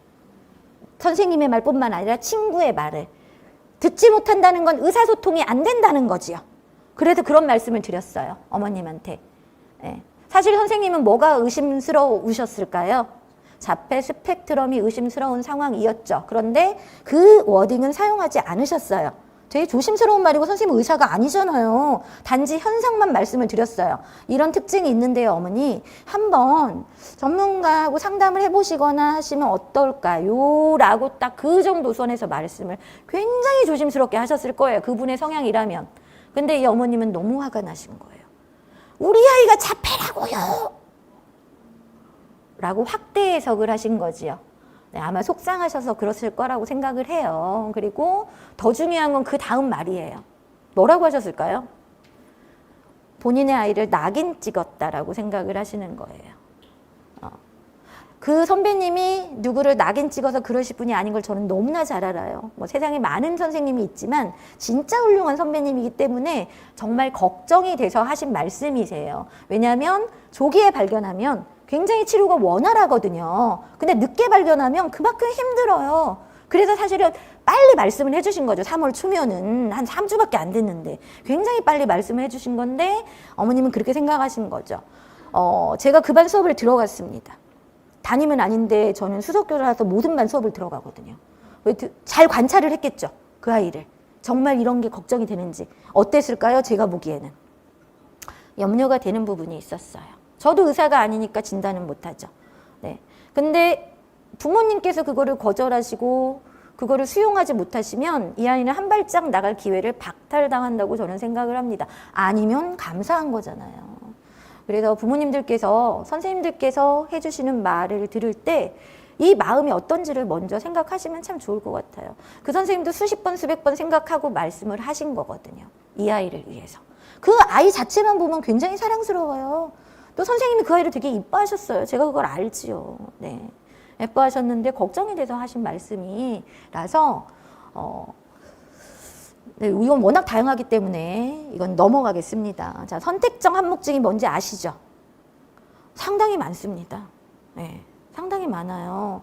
상당히 많은데 선택적 한묵증은 담임선생님은 사실 힘들 게 하나도 없어요. 말만 안 할 뿐이지 다 하거든요. 이런 아이들의 특징은 그냥 말만 안 할 뿐이지 과제 수행도 다 하고 뭐 다 합니다. 그런데 생각해보면 선택적 한묵증이라는 건 말을 할 수 있는데 말을 안 하는 거잖아요. 학교 와서 그 긴 시간 동안 아이가 말을 안 할 때 어떨까요? 힘들겠죠. 본인이 힘들어요. 네, 본인이 힘들어서 이게 참 어렵더라고요. 저도 선택적 한묵증 아이를 꽤 많이 만나봤는데 많이 걱정이 되고 제가 해줄 수 있는 부분이 너무 미약해서 되게 속상했었습니다.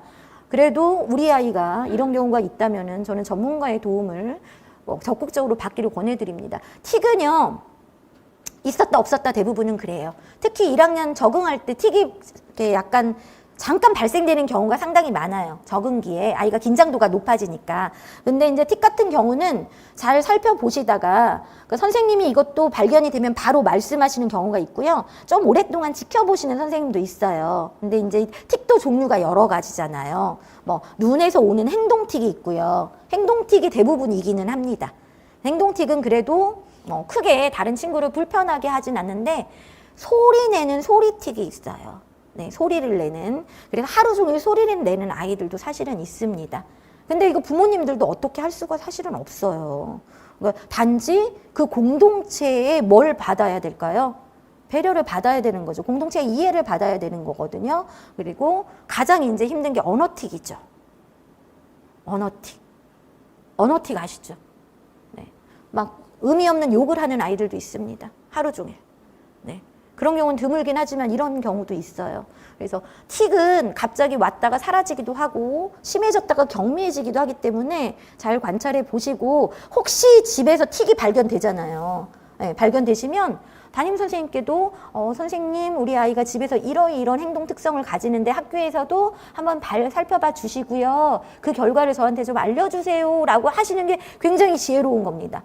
네, 그래야 선생님이 얘를 한 번 더 관찰하거든요. 어느 순간에 얘가 좀 그런 현상이 많아지는지 강화되는지 아니면 언제는 좀 약화되는지를 이렇게 피드백을 받으면 좋잖아요. 그래서 이게 소통이라는 게 굉장히 중요합니다. 어머님들 생각하실 때 부모님들 생각하실 때 아이가 학교에 있는 시간 꽤 길죠. 고학년으로 갈수록 더 길어집니다. 이게 2, 3학년 때는 4교시, 5교시, 5교시예요. 들으셨죠? 4, 4, 4, 5예요. 3, 4학년 가면은 어떻게 되나요? 5, 6, 4, 5, 6이에요. 5, 6, 4, 5, 6. 6학년 가면은 6, 6, 5, 6, 6이에요. 그러니까 학교에 있는 시간이 꽤 많습니다. 그래서 학교에서 우리 아이가 어떻게 하는지 특히 어려움이 있을 경우에는 소통을 하셔야지 이 아이를 제대로 지원해 주실 수가 있어요. 네, 절대 집하고 학교가 분리돼서는 이 아이가 제대로 성장할 수 없습니다. 그래서 학교에 있는 시간이 많아질수록 더 그렇습니다. 이런 어려움이 있는데 사실 이런 어려움들은 누가 힘드냐면 아이가 힘들어요. 아이가. 선생님이 힘든 게 아니에요. 아이가 스스로 힘들기 때문에 이 아이가 덜 힘들 수 있게 도와주는 게 교사의 사실 역할입니다. 그게 부모의 역할이고요. 그럴 때는 부모하고 교사가 정말 한마음으로 이 아이를 도와줄 수 있어야 합니다. 그래서 이런 다양한 어려움들이 학교 현장에 사실은 있고요. 부모님들은 자녀를 1명, 2명 키우시지만 특히 요즘은 무남동녀가 많기 때문에 저는 여러 명 키우고 다자녀입니다. 2명 이상 다자녀 손 한번 들어보실래요? 애국자십니다. 네. 1명입니다. 네, 준 애국자십니다. 네. 다자녀 애국자십니다. 네. 대부분 많으시네요. 1명인 경우가. 1명인 경우는 경험이 없으시잖아요. 앞으로 항상 새로운 경험을 겪으면서 아이를 키우셔야 되잖아요. 그 새로운 경험을 계속 시행착오를 겪으면서 키우셔야 되기 때문에 정확하게 아이를 파악하고 지지해 주는 게 더 중요합니다. 근데 이제 아이가 2명 이상은 둘째부터는 좀 여유가 생겨요. 첫 애를 키워봤기 때문에. 그런데 우리는 알지요. 아이마다 다 다르다는 거. 네, A, B가 다릅니다. 어쩌면 그렇게 한 배 속에 나와도 그렇게 다른지 새로운 아이를 키우는 것 같은 거를 느끼실 거예요. 제가 그렇거든요. 저 아들 하나, 딸 하나인데 둘이 너무 달라요. 네, 그래서 샘플링이 안 됩니다. 네, 그런 어려움이 아이들이 그렇게 다르다는 거 아셔야 되고요. 부모님들이 1명, 2명을 키우잖아요. 자, 교실에는 몇 명이 있나요? 20명에서 많게는 35명. 네, 저쪽 가면은 35명도 있습니다. 그러면은 35명을 키운다고, 평균적으로 한 24명을 키운다고 해보게요. 24명을 교실에서 하루 종일 데리고 있는 초등학교 담임 선생님들의 입장을 생각해 보신다면 이게 머릿속으로 그려지실 거예요. 중고등학교는 다릅니다. 중고등학교는 교실에 담임 선생님이 계시지 않아요. 알고 계시죠? 교실에 아이들만 있습니다. 완전히 자유죠.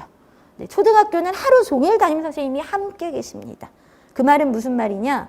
우리 아이의 성장을 가장 많이 지지해 줄 수 있는 사람이 담임 선생님이란 얘기고요.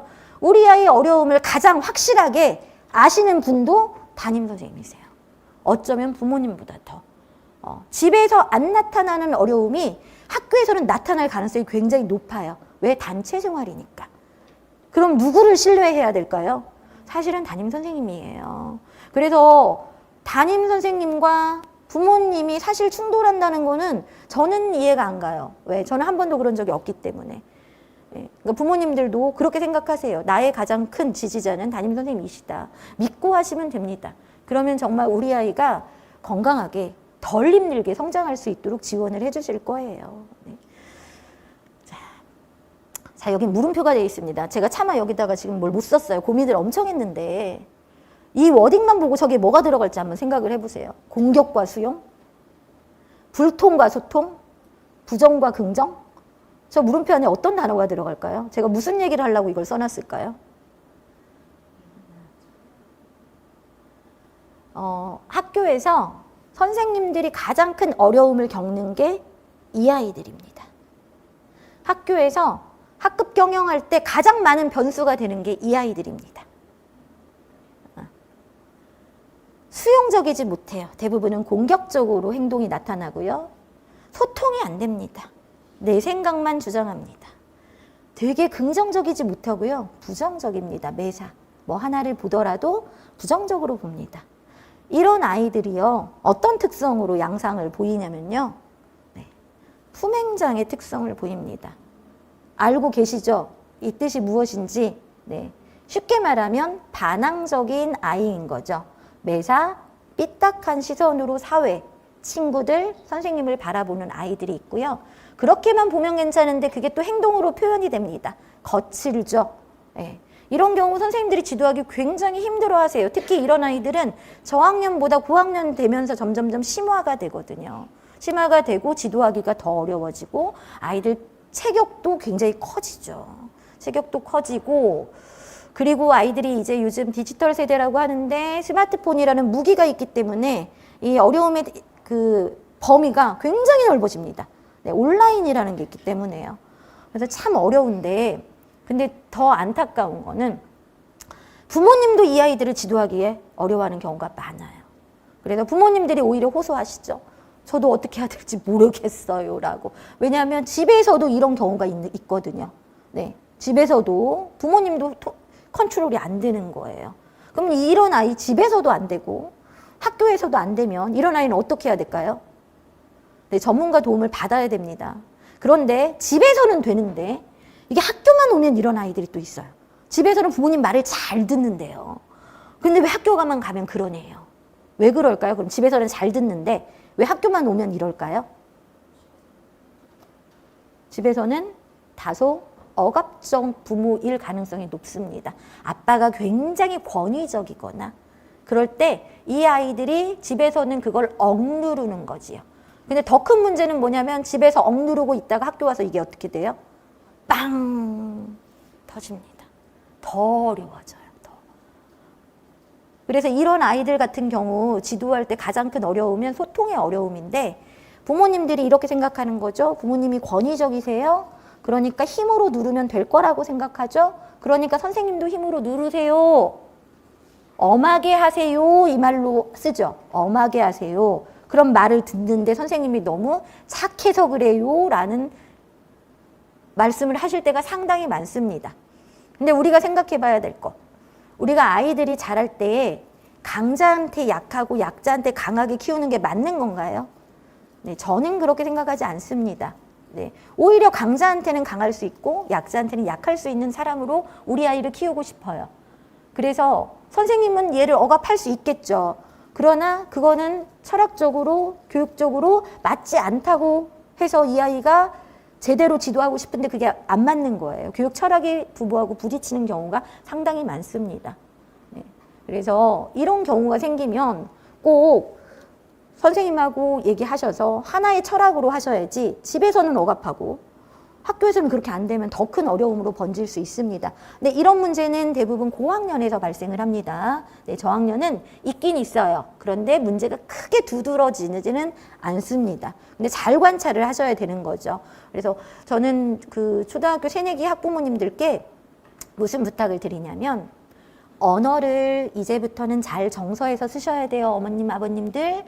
아이들이 다 그걸 저장을 합니다. 부부싸움 우리 흔히 하잖아요. 부부싸움 하는데 아이들 앞에서 절대 싸우지 말라고 신신당부를 해요. 그 워딩을 아이들이 다 기억을 합니다. 싸울 일 있으면 야산에 가서 둘이 그냥 싸우세요. 네, 야산에 가서 조용히 싸우시고요. 아이들 보는 데에서는 얼굴도 붉히지 말라고 부탁을 드려요. 아이들 그 감정 귀신같이 알아요. 그리고 부모가 싸우면 아이는 불안해하는 거 아시죠? 네. 그리고 더 드릴 말씀은 아이들이 집에 와서 부모님이 싸운 거 다 얘기해요. 아, 모르셨어요? 우리 아이들 순진하잖아요. 다 얘기해요. 선생님, 어제 엄마 아빠가 이렇게 싸웠는데요. 뭐가 깨졌고요. 뭐 텔레비전이 망가졌고요. 다 얘기합니다. 그러면 어떻게 해야 될까요? 이렇게 하실래요? 학교 가가지고 선생님한테 말하지 마? 그게 좋은 교육인가요? 아니죠. 아이 앞에서 그 모습을 안 보이는 게 부모로서 해야 할 첫 번째입니다. 싸울 수 있어요. 싸울 수 있는데 절대 아이들 앞에서는 절대 싸우지 마세요. 불안도가 너무 높아집니다. 아이들이 학교 와서 정말 불안한 게 보여요. 그래서 안 그랬던 아이가 어떤 모습이 보여서 물어보면은요, 거의 뭐라고 말하냐면요, 어제 엄마 아빠가 싸웠다고 말을 해요. 선생님 귀신같이 압니다, 그걸. 네, 불안한 게 그게 표현이 나거든요. 표가 나거든요. 그러니까 절대 아이들 앞에서 싸우지 말고요. 이 품행장애 아이들의 특징은요, 다 그런 건 아니에요. 대체적으로 가정에 불화가 많은 경우에 발생을 합니다. 네. 이게 부모님하고 정서적으로 교감이 안 되는 거예요. 부모님도 부모님들끼리 충돌하느라 아이를 다 보듬는 게 참 어려운 경우에 이런 문제가 생기더라고요. 그래서 다는 아니지만 많은 문제가 그런 거에서 파생되는 경우가 많다는 거 인지하셔야 됩니다. 그래서 오늘부터 가셔서 남편분하고 가서 서약서를 쓰세요. 자, 오늘부터 우리의 싸움은 야산에서 하겠다. 그렇게 서약서를 쓰시고 아이들 앞에서는 다정한 척 연기를 해주시길 바랍니다. 아, 네, 연기라도 하시라는 말씀이에요. 네, 연기라도 해주시면 감사하겠습니다. 이런 아이들은 선생님도 힘들지만 학급에서 아이들하고도 사실은 되게 힘들어요. 그리고 이 아이들이 나쁜 것 같잖아요. 사실은 외로운 아이들이에요. 왜? 외롭겠죠. 자기 편이 없을 거 아니에요. 집에서도 학교에서도. 그래서 이 아이만 놓고 보자면 저는 되게 안쓰러워요. 오죽했으면 제가 저럴까라는 생각이 먼저 들어요. 그런데 그거는 정말 깊은 내면에서 갖고 있는 생각이고 아이를 학교 현장에서 지도할 때는 굉장히 어려운 아이입니다. 사실 굉장히 어려운 아이고요.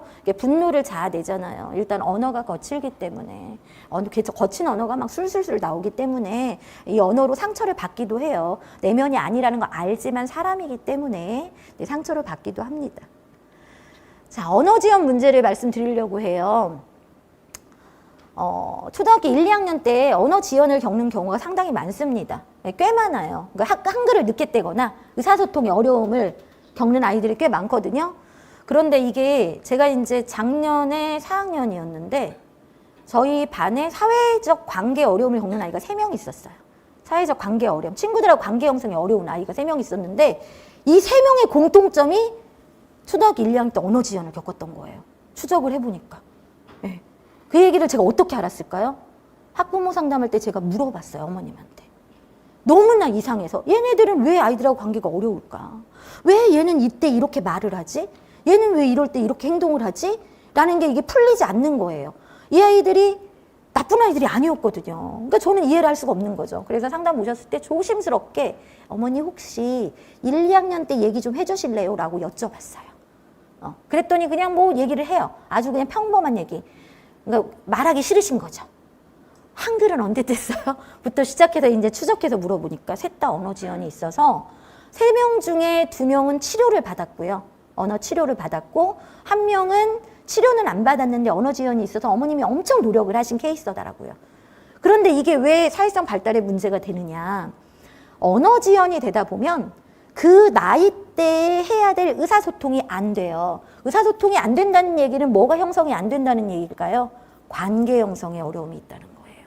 그러니까 이 아이들이 1, 2학년 때 언어 지연을 겪다 보니까 그때만 이룩해야 될 이 친구 관계에 어려움이 생기죠. 그러면서 사회성이 지연이 되기 시작합니다. 그래서 얘네들이 계속 사회성 발달이 지연이 돼서 거기까지 온 거더라고요. 그래서 관계를 어떻게 맺는지 무슨 말을 어떻게 해야 될지를 모르는 거예요. 그래서 너무 안타까웠어요. 왜냐면 2학년으로 다시 컴백할 수가 없잖아요. 그리고 얘네들이 뭐 예를 들어 경계성 지능이나 난독 아니었습니다. 그냥 언어 지연된 느린 아이였어요. 언어 발달이 느린 아이였어요. 근데 부모님들이 왜 걱정을 안 했냐면 그냥 시간 되면 다 되겠지. 내 시간 되면 다 해결됐습니다. 맞아요. 이 중에 1명은 굉장히 똑똑하고요. 1명도 평균 이상 똑똑한 아이고요. 1명은 평균 정도 되는 정도의 아이입니다. 그러니까 지적으로는 전혀 문제가 없어요. 그런데 이 사회성에 있어서 3명은 지금 현재도 굉장히 어려움을 겪고 있습니다. 잘 안 되는 거예요, 그게. 그래서 결국은 제가 작년에 부모님들을 설득해서 그냥 학교에서 지지해 주는 것만으로는 어렵겠습니다. 전문가의 도움을 받는 게 좋겠습니다.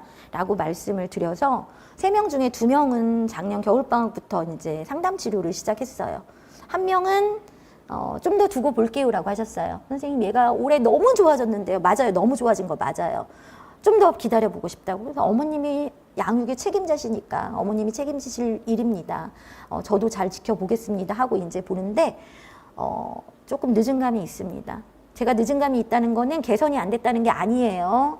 조금 더 빨리 도와줬으면 얘네들이 덜 힘들었을 거란 얘기예요. 네, 덜 힘들었을 거예요. 근데 이 아이들 너무 힘들거든요. 네, 그게 막 저는 보이니까. 특히 고학년이 되면요. 관계가 굉장히 중요해집니다. 아시죠? 또래 관계가 얼마나 중요한지. 그러니까 이렇게 또래 관계의 중요성이 커지면서 이 아이들은 더 어려움을 겪는 거죠. 그래서 사회성까지 이 언어가 영향을 미치는구나를 아셔야 돼요. 그래서 기다리면 되겠지? 네, 기다려주는 거 되게 중요하고요. 믿고 지지해주는 거 되게 중요하나 기다리는 동안 부모로서 해줘야 될 것은 하셔야 합니다. 그래야 우리 아이가 나중에 덜 힘듭니다.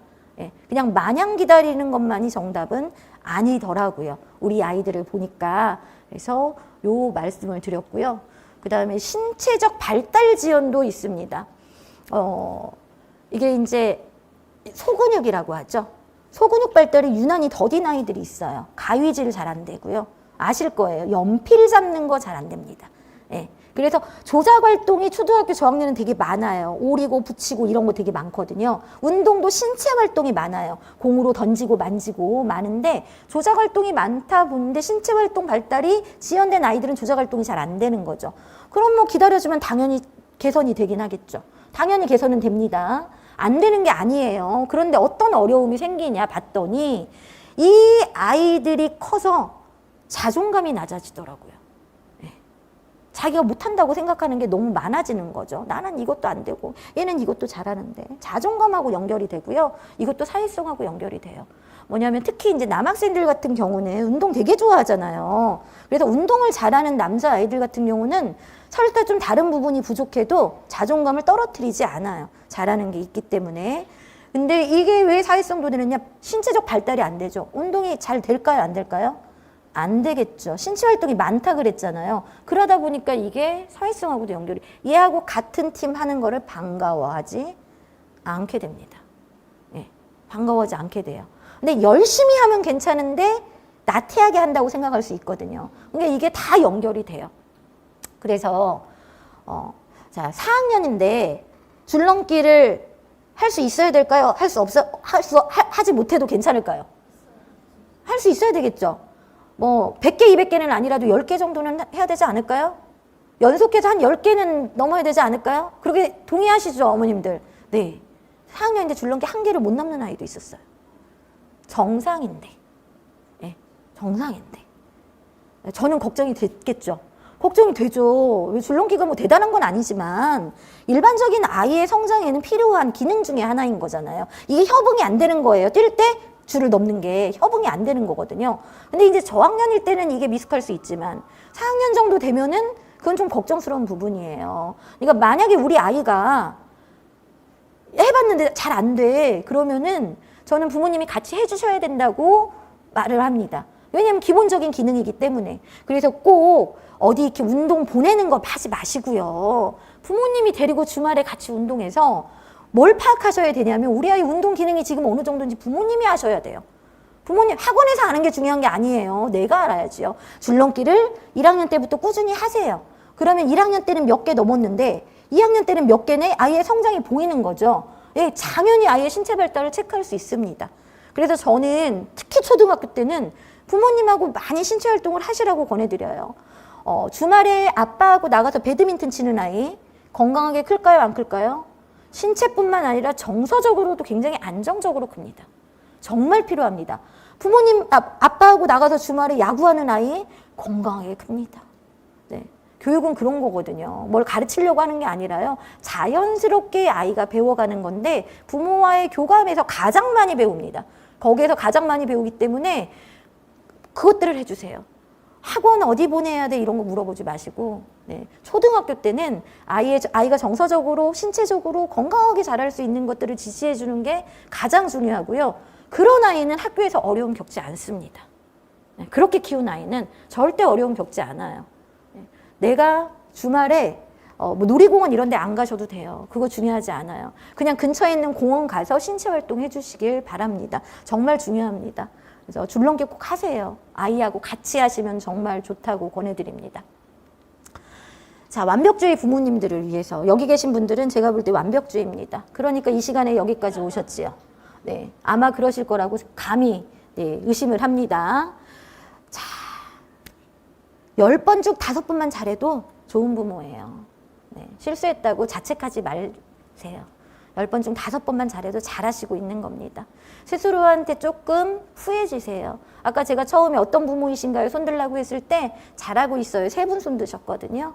네, 너무 스스로한테 점수가 짠 거예요. 같은 행동을 반복하고서 다른 결과를 기대해서는 안 됩니다. 즉 우리 아이가 개선해야 될 무슨 부분이 있어요. 그래서 제가 이 아이를 어떻게 도와주고 싶은데 똑같이 계속하고 이 아이를 변화하라고 하는 건 의미가 없다는 말입니다. 그러니까 우리 아이가 변화하기를 바라면 부모님도 바뀌셔야 돼요. 네, 바뀌셔야 우리 아이가 변합니다. 네, 똑같이 하면서 너 바꿔야 돼? 안 바꾸죠. 똑같이 하는데. 네. 자기 자신을 남들보다 더 가혹한잣대로 비판하지 마세요. 절대. 그렇게 하시면 안 되고요. 옆집 땡땡이 엄마하고 비교해가지고 나는 못해 이런 생각 절대 하지 마세요. 우리는 잘할 때보다 잘못할 때 더 성장합니다. 실수는 삶의 일부예요. 네. 정말 중요해요. 우리 아이가 좌절하지 않고 갔으면 좋겠어. 과연 그 아이가 평생 좌절을 안 만날 수 있을까요? 아니에요. 우리는 지금도, 지금 이 순간도 순간순간 위험과 좌절을 만날 수 있습니다. 중요한 건 좌절을 해봐야 그것도 극복을 하는 걸 배우거든요. 차분히 아이의 감정을 들어주세요, 제발. 네, 아이하고 얘기하실 때 엄마가 원하는 것만 말하지 마시고요. 네, 아이의 감정을 들어주세요, 감정을. 현재를 만끽하세요. 네. 조부모, 여기 지금 할머님이 한 분 계신 것 같아요. 조부모가 너그러운 것은 시간의 힘을 알기 때문이에요. 그래서 기다릴 수 있어요. 사실 할머니, 할아버지들은. 너무나 아이가 사랑스럽기만 하지요. 근데 부모는 아직 그걸 몰라요. 안 가본 길이기 때문에. 그래서 항상 조바심이 나는 거거든요. 고정된 것이 아니라 성장하는 것에 초점을 맞추어 격려해 주세요. 네. 그러니까 우리 아이가 지금보다 조금 나아졌으면 격려해 주세요. 옆집 아이하고 비교해가지고 아직도라고 말하지 말란 얘기예요. 네. 항상 아이를 기준으로 보세요. 오늘보다 내일이 좀 나아졌으면 네, 격려해 주세요.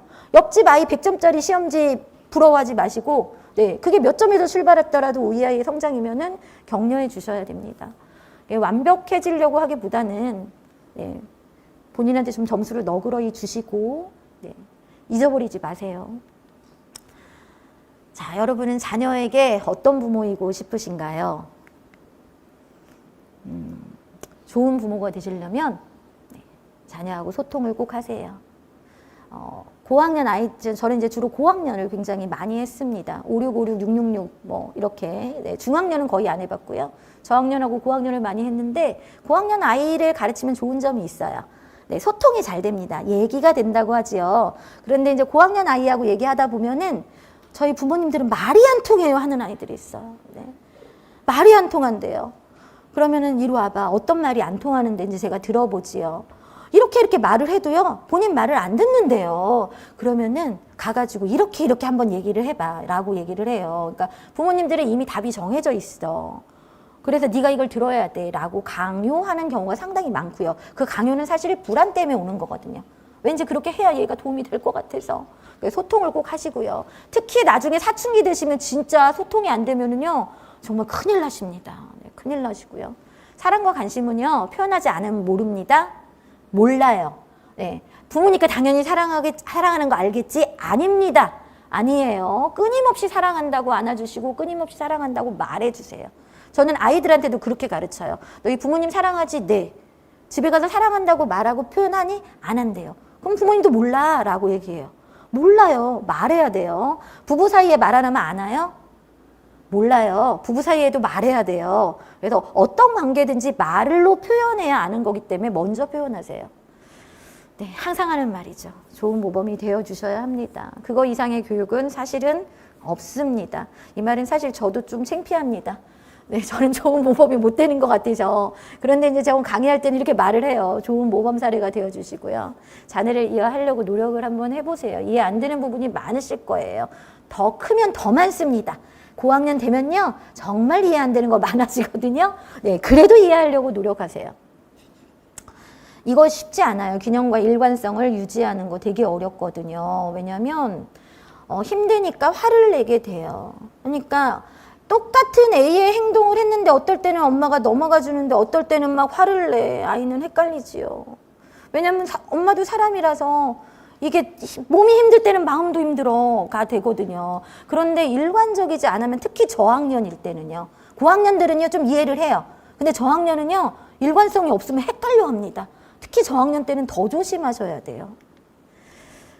마지막으로 네. 자녀한테만 쏟지 마시고 자기 자신을 조금 사랑하시기를 권해드립니다. 나 자신을 좀 칭찬해 주시고요.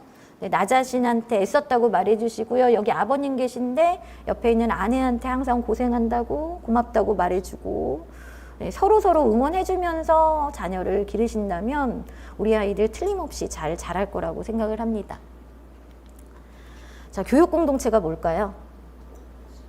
네, 가정, 학교, 교사입니다.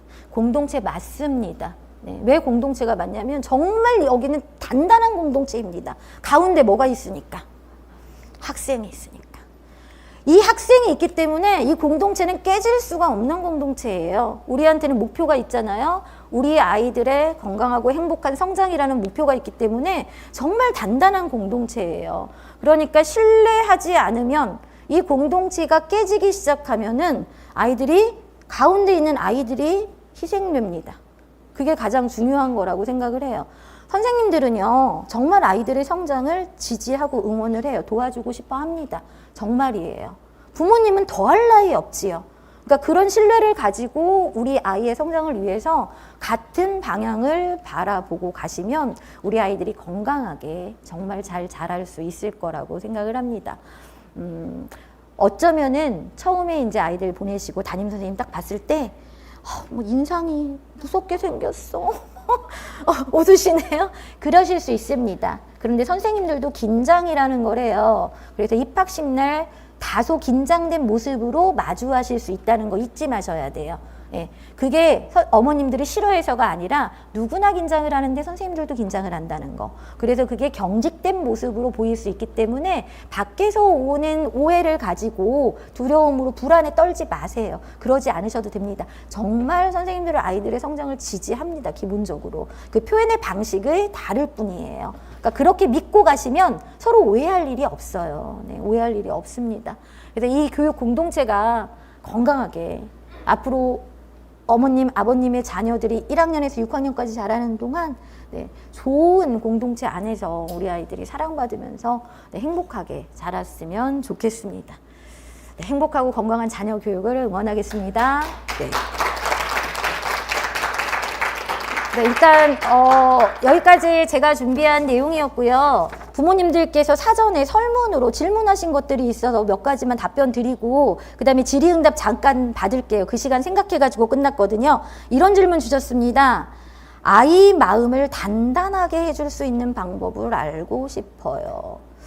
단단하게 해줄 수 있는 방법, 정답은 없습니다. 그런데 제가 이제 아이들 가르치면서 제안해 드릴 거는 너무 보호하려고 애쓰지 마세요. 네, 아이들 스스로 깨지고 넘어지고 스스로 일어날 수 있도록 지지해주고 지켜봐 주시고 격려해 주기를 제안합니다. 부모님이 너무 다 해주시려고 하면 아이는 스스로 일어날 기회 자체를 상실하는 거거든요. 그럼 아이는 단단해질 수가 없어요. 단단해질 수가 없습니다. 한번 생각해 보세요, 선생님. 부모님들 어렸을 때 어려움을 극복하고 자란 사람과 어떤 어려움도 겪지 않고 자란 사람 중에 누가 단단할까요? 네, 맞아요. 극복한 사람이 단단합니다. 그거는 답이에요. 그러니까 우리 아이가 단단하게 자라기를 바란다면 때로는 어려움도 때로는 위기도 스스로 극복할 수 있게 옆에서 지켜봐 주시고 정말 극복이 안 되고 힘들어할 때 도움을 주시는 게 맞는 거지 방패막이가 돼가지고 모든 걸 내가 다 해결해 줘야지 라는 건 굉장히 위험한 발상이십니다. 네, 또 다른 질문으로 친구와의 관계에 어려운 아이는 어떻게 공감하고 도와줘야 될까요?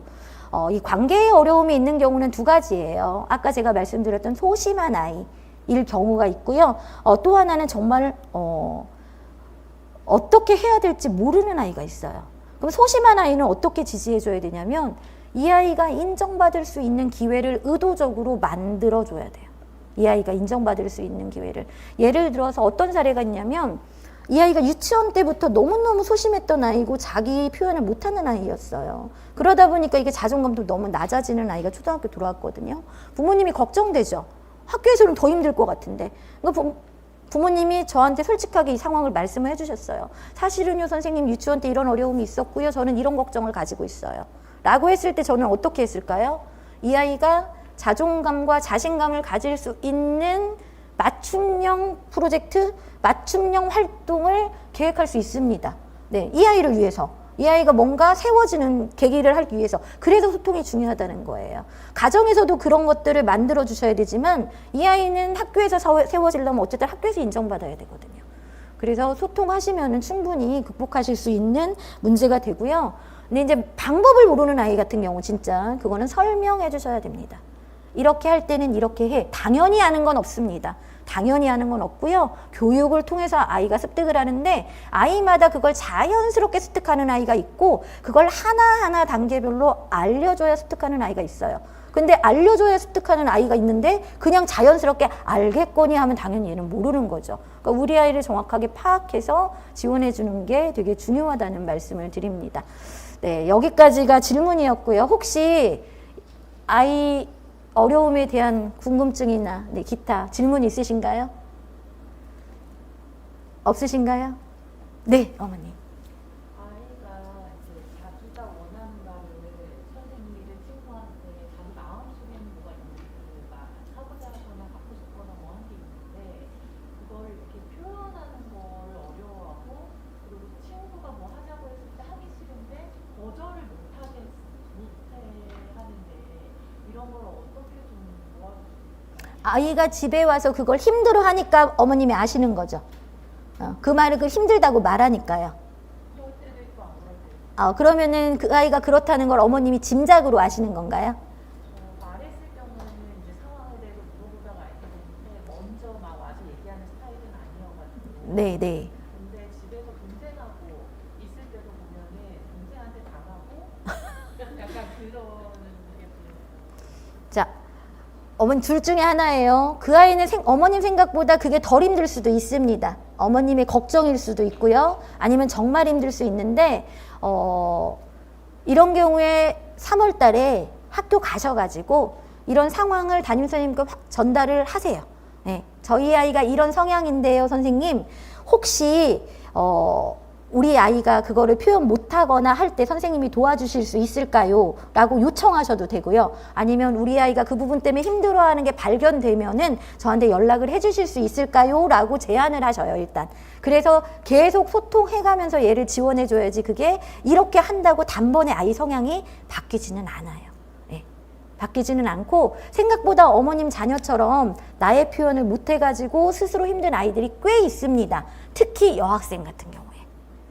그게 고학년에서는 아이가 힘들다고 얘기를 해요. 그래서 선생님하고 소통이 굉장히 중요해요. 그러니까 선생님한테 가서 그 얘기를 할 수 있는 아이와 그 얘기를 할 수 없는 아이는 굉장히 다른 거잖아요. 네. 그래서 선생님한테 얘기를 하라고 말을 해주셔야 돼요. 땡땡아 선생님한테 얘기 한번 해봐. 그래서 아이 스스로 선생님한테 말문을 튀게 하는 것도 되게 중요해요. 네. 말을 해보라고 자꾸 얘기를 해주시고 아이가 그렇게 말을 해요. 언제 말을 해야 될지 모르겠어. 우리 선생님한테 언제 말을 해야 될지 모르겠어. 자, 그럼 미션을 주세요. 학교 갈 때. 자, 땡땡아, 오늘은 선생님한테 한 번 개인적으로 가서 말하기. 미션을 주고 성공했는지 확인을 해보세요. 그런 식으로 단계별로 하면은요, 선생님하고 말문이 트이면 그 다음엔 좀 더 쉬워요. 네. 그래서 선생님하고 관계가 되게 중요합니다, 어머니. 네. 또 있으신가요? 네. 없으신가요? 네. 그럼 이상으로 끝내도 될까요? 네. 감사합니다. 네.